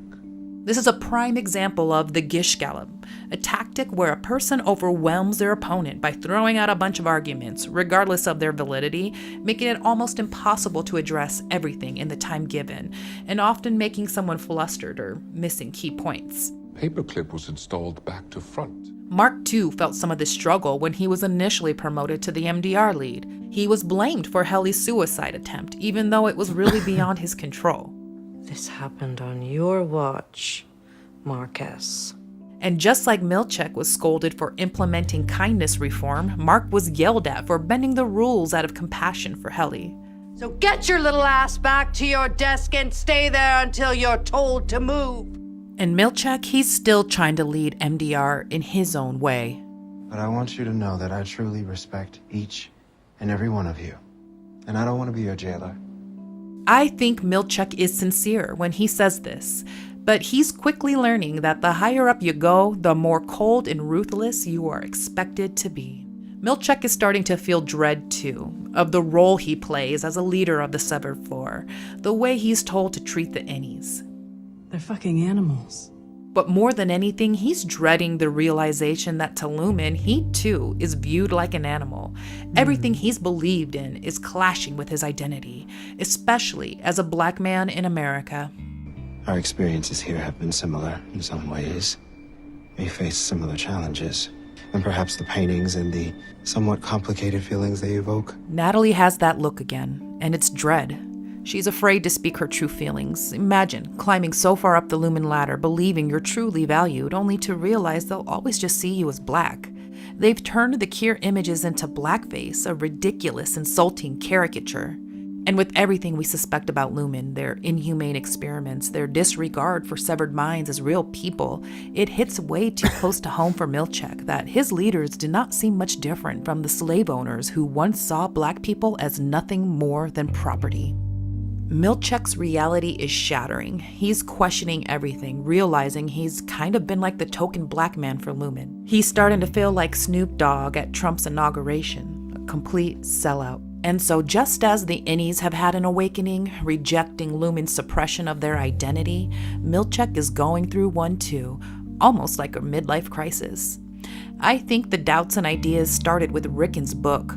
He was seen reading this before the innies got their hands on it. What is it to fail? My failure to break into the literary world in my 20s was devastating, yet it taught me a vital lesson, and that to truly find my place in that world, I would first need to break it entirely. All the failures pointed out in Milchek's performance review may have been the final straw. I think we're on the path of Milchek switching sides, helping the Innies' cause, and as Rickon puts it, he will break the Lumen world entirely. And I think we have some evidence that Milchek is turning in the form of the funeral he approved for Irving. Dylan demands a funeral for Irving, making it very clear he understands the manipulation in the semantics that Lumen uses when calling it a retirement, not allowing them to whitewash history. You shouldn't let them have a funeral. It makes them feel like people. And Miss Wong, girl, she's cold-blooded, but a perfect reflection of how the real world works. There's always someone younger, more eager, and more willing to do whatever it takes to climb that ladder. Miss Wong embodies that ruthless ambition. Milchek's performance review highlights his unorthodox approach to managing the Innies, turning away from dehumanization tactics with the kindness reform and the Ortbo. The funeral is one and the same. But I can't help but think that the funeral, specifically the giant freaky Irving Melonhead, was all on purpose, to help the Innies. In the last episode before Irving was exiled, he yelled to Dylan to hang in there. Not just words of encouragement, but a secret message to Dylan to check the hang in there poster that's in the break room. The Irving Melonhead is positioned directly facing the poster, as if to say, "Look over here, motherfuckers." Maybe Milchek saw Irving hide it on surveillance and he's helping the Innies in subtle ways. There's also an interesting find in the Lexington letter. The editor of the newspaper is named Jim Milchek. In the correspondence, Jim shuts down claims about Lumen's corruption, stating it's false, and he confirmed with an insider he knows at Lumen. I think it's pretty obvious who that is, and perhaps Milchek will eventually work with whoever Jim is to expose Lumen in the press. And speaking of sellouts, we gotta talk about Rickon. He's all about the money right now, willing to completely change the morals of his book. He describes the new version of his book as a Trojan horse, the Greek myth where soldiers hid inside a giant wooden horse, tricking the Trojans into unknowingly bringing their enemy behind their city walls. If I can get my ideas to severed workers all across the world, it might beget a revolution. Devin pushes back. There's not a trace of his original ideology left in the words he's written for Lumen. I think this is the start of Rickon's villain arc. He seems unbothered, only concerned with his own ego and self-interest. And let's not forget the catalyst for the Trojan War, the kidnapping of the most beautiful woman in the world, quoted as the face that launched 1,000 ships, Helen of Troy, also known as Helena. It's not too dissimilar from the story of Orpheus and Eurydice. King Menelaus fighting to bring Helen back from captivity, just as Orpheus tried to rescue his lost love from the underworld. That's two different every stories Greek representing story. two versions of Mark that loved two different women. And so is Mark the real Trojan horse, his reintegrated self sneaking into Lumen to fight for his beloved Heli's life. Have you ever heard the story of the Glaxschuben? And Milchek's cover story for Helena was just that, a cover. She too was a Trojan horse. Milchek's story is of the 16th century Swedish king, Charles XI. The king would dress in a gray coat to blend in with the people so he could uncover injustices affecting the people. Remember that TV show Undercover Boss? Like that. Milchek claims that Helena was doing it all for their benefit. It smells like horse shit. Yeah, Swedish horse shit. More like Trojan horse shit, am I right? But maybe, just maybe, Helena's not purely working against the Innies. Maybe, like Milchek, she too is turning and will stay true to her Innie Heli's promise. I'm gonna kill your company. Ultimately, the Severance chip is a Trojan horse of its own, positioned as a gift to the people of benefit, but once inside their head, the enemy is then released. In this episode, we also learn more about the reintegration process, that it's not a one-and-done procedure. It's something that takes several sessions assisted by medication and some sort of serum to become effective. And this shit is strange, yo. There's several different types of pills he's taking, but that drink, man. Not gonna lie, at first glance, it looks just like egg drop soup to me, and it seems kind of chewy. Where is she getting these medications and what exactly do they do? It's obvious she's not working alone and is part of some larger operation. Who would have the money and means to help her with this stuff? These sure as hell ain't Flintstone vitamins. I hope we find out more about Ragabi's group next episode. I haven't remembered anything else. Right. Well, maybe Irene has. We also learn that the reintegrated memories can happen at any time, in both Innie or Outie form. And Ragabi is right, Mark's Innie starts to see glitches first. And when back at Lumen, Innie Mark seems to feel dread about his fate as an Innie. He is completely defeated, scared to try to fight anymore. I mean, isn't it kind of over? His response is to stick to himself and get back to work. He sort of lashes out on Heli and Dylan, showing he's really traumatized by what happened on the Orpo. Unless this is all an act. And as he's heading home, Milchek stops him to ask if he told Helly that he fucked her outie Helena. It's a really disgusting thing to say to someone given what happened. This came on the heels of Milchek's negative performance review, so perhaps he's lashing out too from the defeat he feels about his work and his place at Lumen. Or maybe this is his way to help the innies, to light a fire under Mark, get him to stand up and fight. But here's an interesting thought. Could this be outie Mark he's talking to, experiencing a reintegration glitch? The way Mark talks to Milchek feels a lot more like his outie. No, it's not, because he wouldn't. We also hear both Innie and outie Mark say the same line. Because he's not dead, he's just not here. He's not dead, he's just not here. If Milchek suspects he's talking to outie Mark, then this could be a strategic move to get Mark to start looking into Helena. After Mark goes home and is back to his outie self, the memories start coming back, and he sees himself at Lumen, exiting the long hallway from the break room onto the severed floor. He hears his wife's voice in the form of Miss Casey from a wellness session. Now, back in season 1, after Mark drunkenly ripped up his wife's picture, he starts reciting facts about Gemma in the exact same format as Miss Casey. I loved all these things about her, equally. His subconscious was holding on to traces of his innie's experience with his wife, despite not realizing it. Now, as his reintegration progresses, his first major recovered memory is once again tied to those wellness facts. We saw with Irving that the repetition of his paintings got through to his innie. I wonder if for Mark, the repetitive nature of the wellness sessions with his wife served a similar purpose to cross over into his subconscious. It's really sweet. Those little quirks and facts about your partner are what make you love them. That intimate knowledge, the way you know their ins and outs, is deeply personal, so it makes sense that this would persist through Severance. And then the episode delivers a massive payoff. Mark finally sees his wife alive and well. Well, kind of. Hopefully with his confirmation that she's at Lumen, Mark will loop Devin in on what he's doing. I have a feeling she's going to play a major role in getting Gemma back. And last but not least, let's talk about old Bert and Irving. This is now the second time we've seen Irving trying to get in contact with someone on the phone, while Bert stalks him in the shadows. They fired me. I think they knew what my Innie was up to. I'm telling you to... We know Irving has a military background. His home is filled with medals and Navy gear, even hints of a family tradition of service. We've also discussed the largest Navy base in the Great Lakes region and its possible ties to Lumen. It makes me wonder, did his involvement with Lumen start as part of his military duties before he went rogue? I mean, how did he know about the testing floor to begin with, and why was it so important for him to make sure his Innie investigated it? It seems like there's someone he trusts on the outside who's aware of Lumen's activities, but maybe is afraid to get too involved or didn't quite approve some of Irving's actions. Okay, I'm not picking up again. I'm not picking up again. Then there's Bert stalking Irving, just as Irving once stalked him. Bert claims it was too much of a coincidence that he was fired for an erotic entanglement at work, and the very next day Irving showed up at his doorstep. He puts 2 and 2 together. Irving might be severed, and his innie's lover. He invites Irving over for dinner to talk, but something feels off, man. He jokes about knowing where Irving lives, but the joke feels almost like a threat. In season 1, Bert played along with the retirement narrative, even recording a farewell video, and now he's saying the opposite?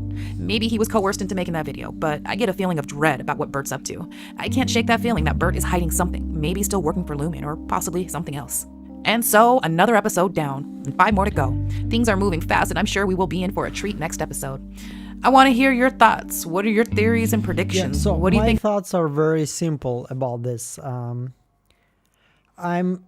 like the video, and this is the whole point of me doing this live stream. I'm obviously not telling you guys what to like and what to not to like. My approach to these videos is very simple, and to those TV shows also very simple. I don't care what your political views are, and if the TV show is preachy or the YouTube channel is preachy, I'm just switching off. And those whole, like this whole vibe of the evil white guy corporation, it's anti-corporate, like it's completely threw me off this video. I'm not picking it up at all at Severance, and even if I would probably drop this show.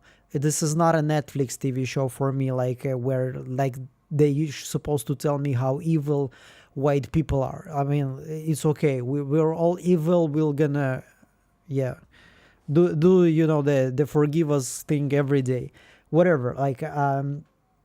All I'm saying is that I don't care whether you're a Republican or you're a Democrat, whether you pro, anti, MAGA, GAGA, whatever you want, but just the point of those videos, the point of those TV shows is escapism and unity. For me, this is my opinion. I'm like, you do whatever you want.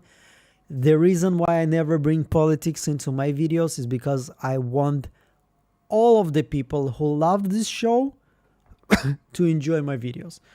And as soon as something like this starts, it's throwing me off completely. I feel like somebody's trying to tell me how I'm supposed to live my life, whatever you want to tell me there, and I'm switching off your video.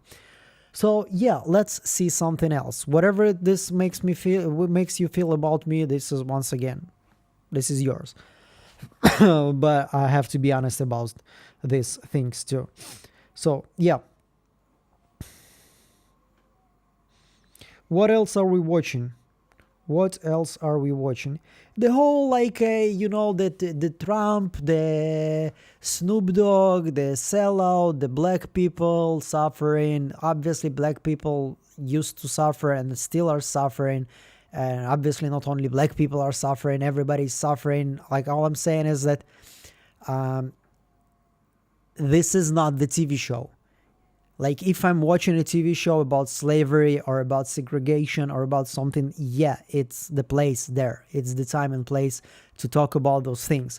But I don't like when every review and every TV show is suddenly about things that are not there.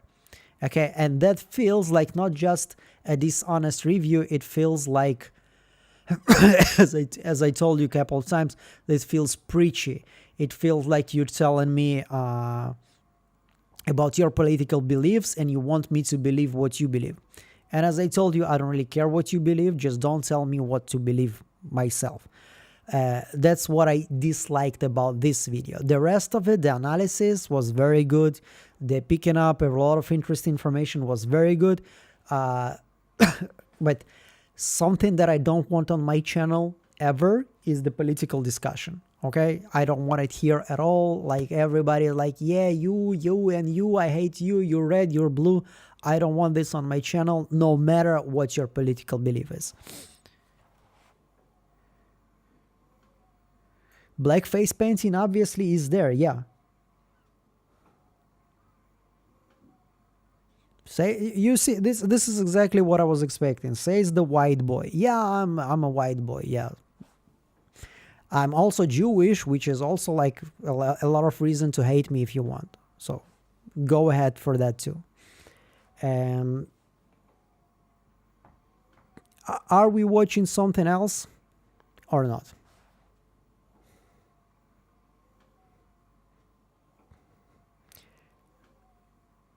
Julie B. Message retracted, message deleted. This is exactly what happens when people start to talk about politics. And I have the Witch's Brew with Dan and Marie, became a motivator.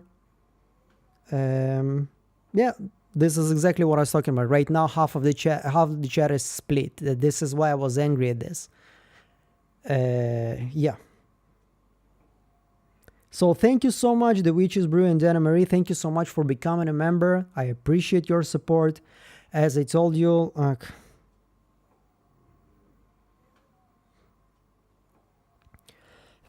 I'm not getting upset. No, I'm not getting upset at all. I'm just, I know these things are unavoidable, obviously. I just, as I told you, like, if we would watch right now a YouTube video about somebody who would be like, right, like, hey, let's go, you know, MAGA and something, I would have the same reaction, like, keep this shit out of videos. Please let us have some escapism. This is what TV shows and this is what art's supposed to make. It's supposed to bring people together, not to make them hate each other even more. Okay, so let's watch something else. I want to switch the topic. I don't want to get into this too much. Once again, like, this is too much. So yeah, the Witch's Brew with Dan and Marie gifted 5 Geekademy memberships. Thank you so much. Fuck politics. I agree, Nexit. Let's go to the next video. I want to check Reel. Yeah, Reel released something 47 minutes ago. Let's check Reel. I need my spirits lifted. I need somebody who is awesome, charismatic, and funny. Real Enigmas and Theories is back again with another video. If the review is to take longer than 4 hours, there will be a break for lunch with the order taken in advance. Well, I hope that won't be necessary. Here is the lunch menu. For fuck's sakes. Now, y'all know that was cold as hell. Milchick thought he was going to be getting up out of that meeting, and Evil Hodor was like, yeah, here's the lunch menu. Because I'm going to keep you I wanted here. to do something good. We're going to cook you up in here, buddy. And if somebody You're deserves too it, uppity with those big-minded words you've been using. Let's start from the beginning. Theories is back again with another video. If the review is to take longer than 4 hours, there will be a break for lunch, with the order taken in advance. Well, I hope that won't be necessary. Here is the lunch menu.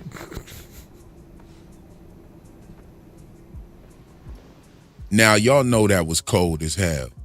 Milchick thought he was going to be getting up out of that meeting, and Evil Hodor was like...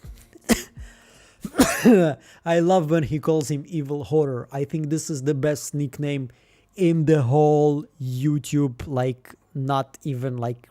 No one even is close remotely to this nickname. This is the best nickname in the history of YouTube. Evil Hodor is so on the spot. It's like somebody give real a prize for that one. Here's the lunch menu. Because I'm going to keep you here, and we're going to cook you up in here, buddy. You're too uppity with those big-minded words you've been using. So we seen Milchick go back down to the severed floor and talk to Mark in the elevator. Up close and very personal. I'm guessing that this was his first step in tightening the leash, as he put it. I wonder what type of energy he's gonna have for Miss Wong, knowing that it was her that filed those complaints about it. We caught her spying on Milchick when he spoke with Dylan about the Any family meeting room. She totally went and opened that door. We could also tell that she didn't know about Helena's plan to get with Mark at the Ortbo. She probably didn't even know that it was Helena instead of Helly. Look at her vibe when she brings Helly back to the office. Is she? Her Any. I even sensed a little bit of sincerity in her tone. She had a little bit of confidence when she said that it was the Any. So if Milchick is tightening the leash, then I'm willing to bet that Wong is on his shit list. I mean, because how you going to report somebody for using big words and some damn paper clips? And we know that she was petty with those minor complaints, but I think she was also who gave them every single point made in his evaluation. Like I said, we already caught her spying on him, and the way Evil Hodor named off Milchick's offenses, it was like he didn't even know that some of those acts of kindness had even occurred. I'm sure that Milchick would have had to get approval to bring Dylan's wife to the severed floor, but she might be an employee at Lumen, so there's that. And we do know that Miss Wong was fully aware of that perk for Dylan, and she seemed to keep that secret from the other refiners as well. And speaking of that family meeting room, I find it ironic that it was remodeled in the security room where Dylan initiated the OTC. Kind of makes me wonder where the security room was moved to. And wherever it is now, that's where whoever Milchick was speaking to on the walkie. Is there a new security person to replace Grainer, or was it somebody that we already met in that security room? I suspected it was Evil Hodor, but he also mentions how this fiasco also brought great shame to the Egan name. And it makes me wonder if him using the term father means that he himself is also an Egan. And maybe at one point he brought shame to the Egan name, and that's why he's been branded with the tattoo of Frolic. I don't know. I'm not too sure about this, being that if you've been branded for bringing shame to the Egan name, how would you end up having more power than the next person in line where you could just tell them what to do? I also found it ironic that Helly was pressing Mark about not realizing if it wasn't her when she just got done fooling everybody at that event into thinking that she was her outie. I mean, in her mind, this just happened a couple minutes ago, and she shouldn't really be surprised on the difficulty in realizing who's who. Don't get me wrong, Helena was terrible at trying to act like Helly, but in Mark's defense, he was focused on finding Miss Casey because in his mind, he had just found out that that was his outie's wife. So Mark doesn't... He also had the goo eyes, or as Irving put it, I don't remember exactly, gooey eyes. He's in love. When you're in love, you don't notice a lot of things. Like your hormones are basically leading you in this way. Really trust anybody at this point, and rightfully so. I mean, Helly was really Helena, and they just did the marshmallow mash twice. Then you got weird newspapers and bullshit like that random pop-up field trips, stop motion animations that low-key tell you that you're still being listened to and watched. I mean, if you saw a stop motion animation of yourself running through the hallways and some eyes pop out and tell you to stop running, you'd be like, I was just running in the halls when I got off the elevator. Is this motherfucker trying to tell me that they got eyes in the hallway watching me? Yeah. And then you got Dylan, who's really pissing me off right about now, because he's acting like he's mad at Mark for pulling away from the group, but he's too busy keeping his secret about his Audi's wife coming to visit that he's so stupid that he can't see that Mark is just trying to lay low and play slow real quick. And you got to understand that Mark's little young any mind has been thrusted into maturity. No more fighting during the morning announcements and Egan bingo. You know, it's fuck those balloons. My Audi's wife is down here. I got some for the first time, but the motherfucker tricked me. I got a lot of shit going on. And speaking of having a lot going on, I don't trust Bert at all. I mean, I didn't even trust him as any because he had lied about how many was in his department in the first place. I mean, how you going to invite somebody over to your crib and then tell them how much money to spend on wine? I'd have been like, look, motherfucker, I'll bring some Welch's grape up in this bitch. You could make believe with this shit like it's communion or something. I'll bring some Wild Irish Rose in this motherfucker. Some Thunderbird or some Cisco or some shit. Boy, you better sit down somewhere telling me how much I got to spend on wine. One thing is, I hope Irv is strapped when he goes over there. Pause. Because I don't trust Bert, Ernie, or... Well, Bert was not revealing the amount of people working for him for the same reason Dylan was reacting that way. They were all conditioned to hate and be afraid of the different department. Or Fields. But then there's and what type of name is Irving, Fields? so he was Imagine the doctor says, congratulations, you have a healthy baby boy. What are you going to name him? And then the mom looks at the baby and says, Fields. And the doc is like, Fields? All right, nurse, you heard what she said. Write that shit down and let's get out of here. Shit, you catch a motherfucker spying on you and then he tells you how much to spend on wine. That's a red flag. I mean, a red flag for some red wine. Get Bert and Fields the fuck up out of here. Irv, be careful when you go over there. Now, we've got to talk about the elephant in the room, which is my last video.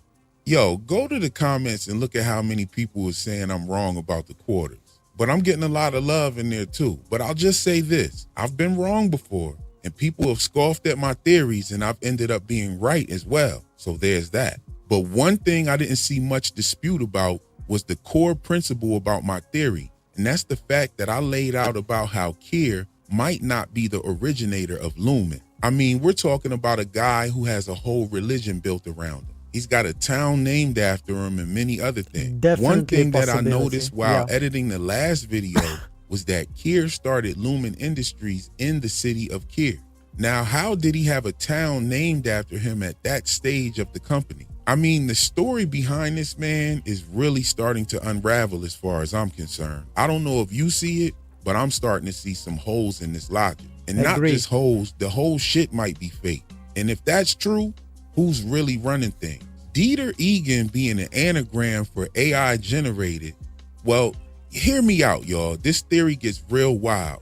And if you're liking this video so far, go ahead and do all that dope YouTube stuff for me. Now let's get back to it. Now, Dieter's name scrambling into AI generated isn't just another egg reference. The name is also a reference to the chemical diethyl ether, and Kier is said to have worked at an ether factory. To me, it's beginning to look a lot like an AI has fabricated the entire Lumen story, an AI that was created by a secret society to slowly take over control of the planet.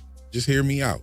Ether or diethyl ether was historically used as an anesthetic. It's known for inducing disassociation, memory loss, and altered states of consciousness. All of those themes align with the severance procedure as well.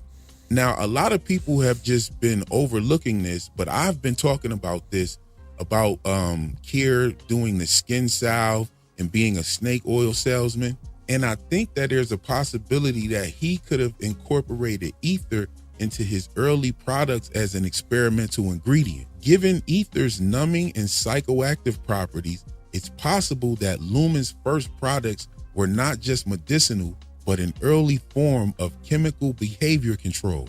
This raises the possibility that Keir's interest in ether and neurological effects extended far beyond medicine. We do know that he served as a medical doctor, and all of this wrapped up could have been the foundation for the Severance technology that we later see developed by Lumen. And if Lumen has been controlled by a hidden power structure or an advanced AI system, then the entire Egan legacy could just be a front given to a human face or an organization that is no longer run by people. This would explain why the board remains unseen and why Keir is treated like an untouchable deity. It also suggests that Keir's not real and might not have even been the founder or just some kind of chosen figurehead, one manufactured to lead a whole bigger agenda. This is why you see the multiple businesses and things named after his legacy, like the Pips Diner and whatnot. Additionally, this whole thing was founded in 1865, right when the Civil War ended.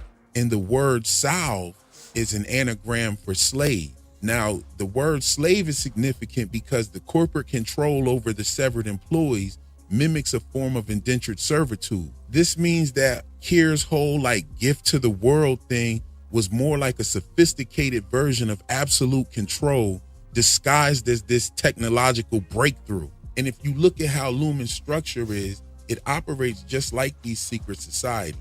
It even has hints of esoteric mysticism within it. You have the use of rituals, initiations, and symbolic language within Lumen. And the idea of separating the mind into different states of consciousness aligns with ancient spiritual practices where initiates would undergo transformation through a controlled experience. Now, if Lumen's origins date back centuries, as my quarter system suggests, then Keir's role may have just been a thing to transition this ancient order to a corporate age. Rather than founding Lumen from nothing, someone was assisted or had some sort of controlled puppet ensuring that the true ruling entity, whether it's an AI or a secret council, remain hidden. Because if Keir is the true founder of Lumen Industries, why didn't he name it after himself, or at least Egan Industries?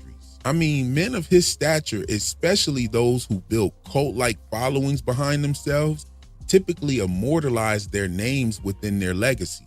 We see this with industrial men like Ford, Rockefeller, Carnegie, Vanderbilt, even Trump Towers. I mean, they ensured their names would forever be linked to their empire. But in Keir's case, his name was already ingrained in the town itself long before Lumen existed. That means that his name was already cemented in history, separate from the company. So that raises the question, if Keir is truly in control, why wouldn't he unify his name with his company as well? I mean, look at Milton Hershey. He got his school sitting right there in Hershey, Pennsylvania. Hershey Factories is right there in Hershey, Pennsylvania. The fact that he chose or was forced to use the name Lumen instead of Egan Industries suggests that Lumen's origins may predate his leadership, or that he was never the true architect of its purpose in the first place. Think about it. Look at the... Well, we know his father had a factory, so it's not like he rose from the poor levels and he just inherited the company and he probably changed the name. Or maybe even didn't. Maybe it was Lumen all the way. And then he did everything he could to become the cult leader. Or yeah, I also think there is a possibility that Keir didn't exist at all, because there is too much about him. Or, at least half of the stories about him cannot be true. So either he really didn't exist at all, or it's just, mythology around the guy who was probably not very really significant or remarkable. Also, if you remember the book, he was, trying to kill the nanny there with the knife. So maybe even it was a little bit of a psychopath, this Keir Egan. The name Lumen itself, it bears no direct connection to Keir's ego, his family, personal philosophy, or anything. It more resembles esoteric terminology, evoking the illumination, hidden knowledge, secret power, concepts that are deeply embedded into Freemasonry and other secret societies. In fact, the name Lumen is the exact opposite of Kier, which means the dark one. And if the town was already named Kier when he founded Lumen, that implies that his name had already been established in a greater historical context, but not by his own doing. This would support the idea that he was chosen to lead this organization that already existed in some form or another. They have a whole song that says Kier, chosen one Kier. So they definitely are talking about someone chose this guy. Thank you so much, Delsenia, Dame Stucker. Thank you so much for the donation of $5. Let's get those likes up, folks. We are glad you're here. Hope you're enjoying yourself. Thank you so much. We are actually probably gonna finish with Real. It's midnight at my place. I have to wake up in 5 hours and start working on the next video. So I want to catch some Z's before that, even if it's not going to be too much. But we're going to finish with Real, and we're going to go to sleep for me, and for somebody else probably just going to start their day. The continued influence of the board, which is an entity that literally holds more power than the Egan family itself, puts more gravy on the rice when you think about Kier being a figurehead instead of the actual originator of Lumen's agenda. So in my mind, I'm seeing you have the Egans, but I'm also seeing that you have Lumen, and I'm just starting to see them as two separate things that came together to work in tandem. I'll leave you with this last note. The name Kier Egan and Dieter Egan are an anagram for generate a Kier DNA age. That's crazy. So if you rock with this video and you vibing with what I'm putting down, go ahead, do all that dope YouTube stuff for me by tapping that screen a couple of times, liking, sharing, and getting ready to drop down in the comments. Yo, share this video to somebody who watches Severance and you think they'll get a kick out of this. And if you're new to this channel, welcome. And if you're not subscribed already, hopefully this will be the video to make you do it. Anyway, just a little something to think about while we wait on the next episode. Well, I started to watch Real during From. One of the first thing that I thought to myself is, how is his channel so small? Because he's doing a great job. And seeing how it's finally shooting to the stratosphere during Severance is making me so freaking happy. There is maybe something in human nature when we see somebody's hard work paying off. It is satisfying. I don't know why. I don't know, like, what is the reason? What is the genetic code that is basically letting us feel that way for somebody else? But like, when I'm seeing somebody who's like, let's say a live streamer who's like making, I don't know, millions of subscribers and like hundreds of thousands of dollars, I'm like, yeah, hats off. You probably have a lot of charisma and you have a lot of like vibe and people are drawn to you. Good for you. But when I see somebody like Real, when I see the work he puts in his videos and seeing him getting this recognition and getting this success, and his channel is growing fast, very fast, that's make me happy for him. And also it's like, this is like when you're seeing that it's something right in the world. Like when you're seeing something completely unfair, it bugs you, right? When, you know, evil goes unpunished, or somebody who's doing good and on the contrary being punished by, I don't know, whatever, like fate or whatever you want to call it. And when you see somebody's putting hard work, doing good, and getting results for it, this is how it's supposed to be. So this is probably why I'm like third live in a row and I'm watching his videos. And he's also like a very cool guy. So yeah, this is just nice. That's all.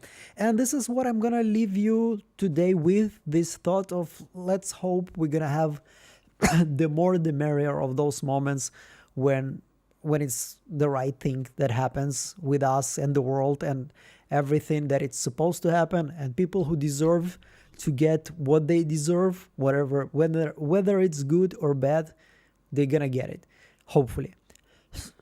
Yep. So have a good evening, have a good night, have a good day, have a good morning, whatever it is. I'm gonna see you tomorrow. Actually, I'm gonna read your comments. It's not gonna be live, but I'm hopefully gonna read your comments because I'm gonna do my best to release my video tomorrow.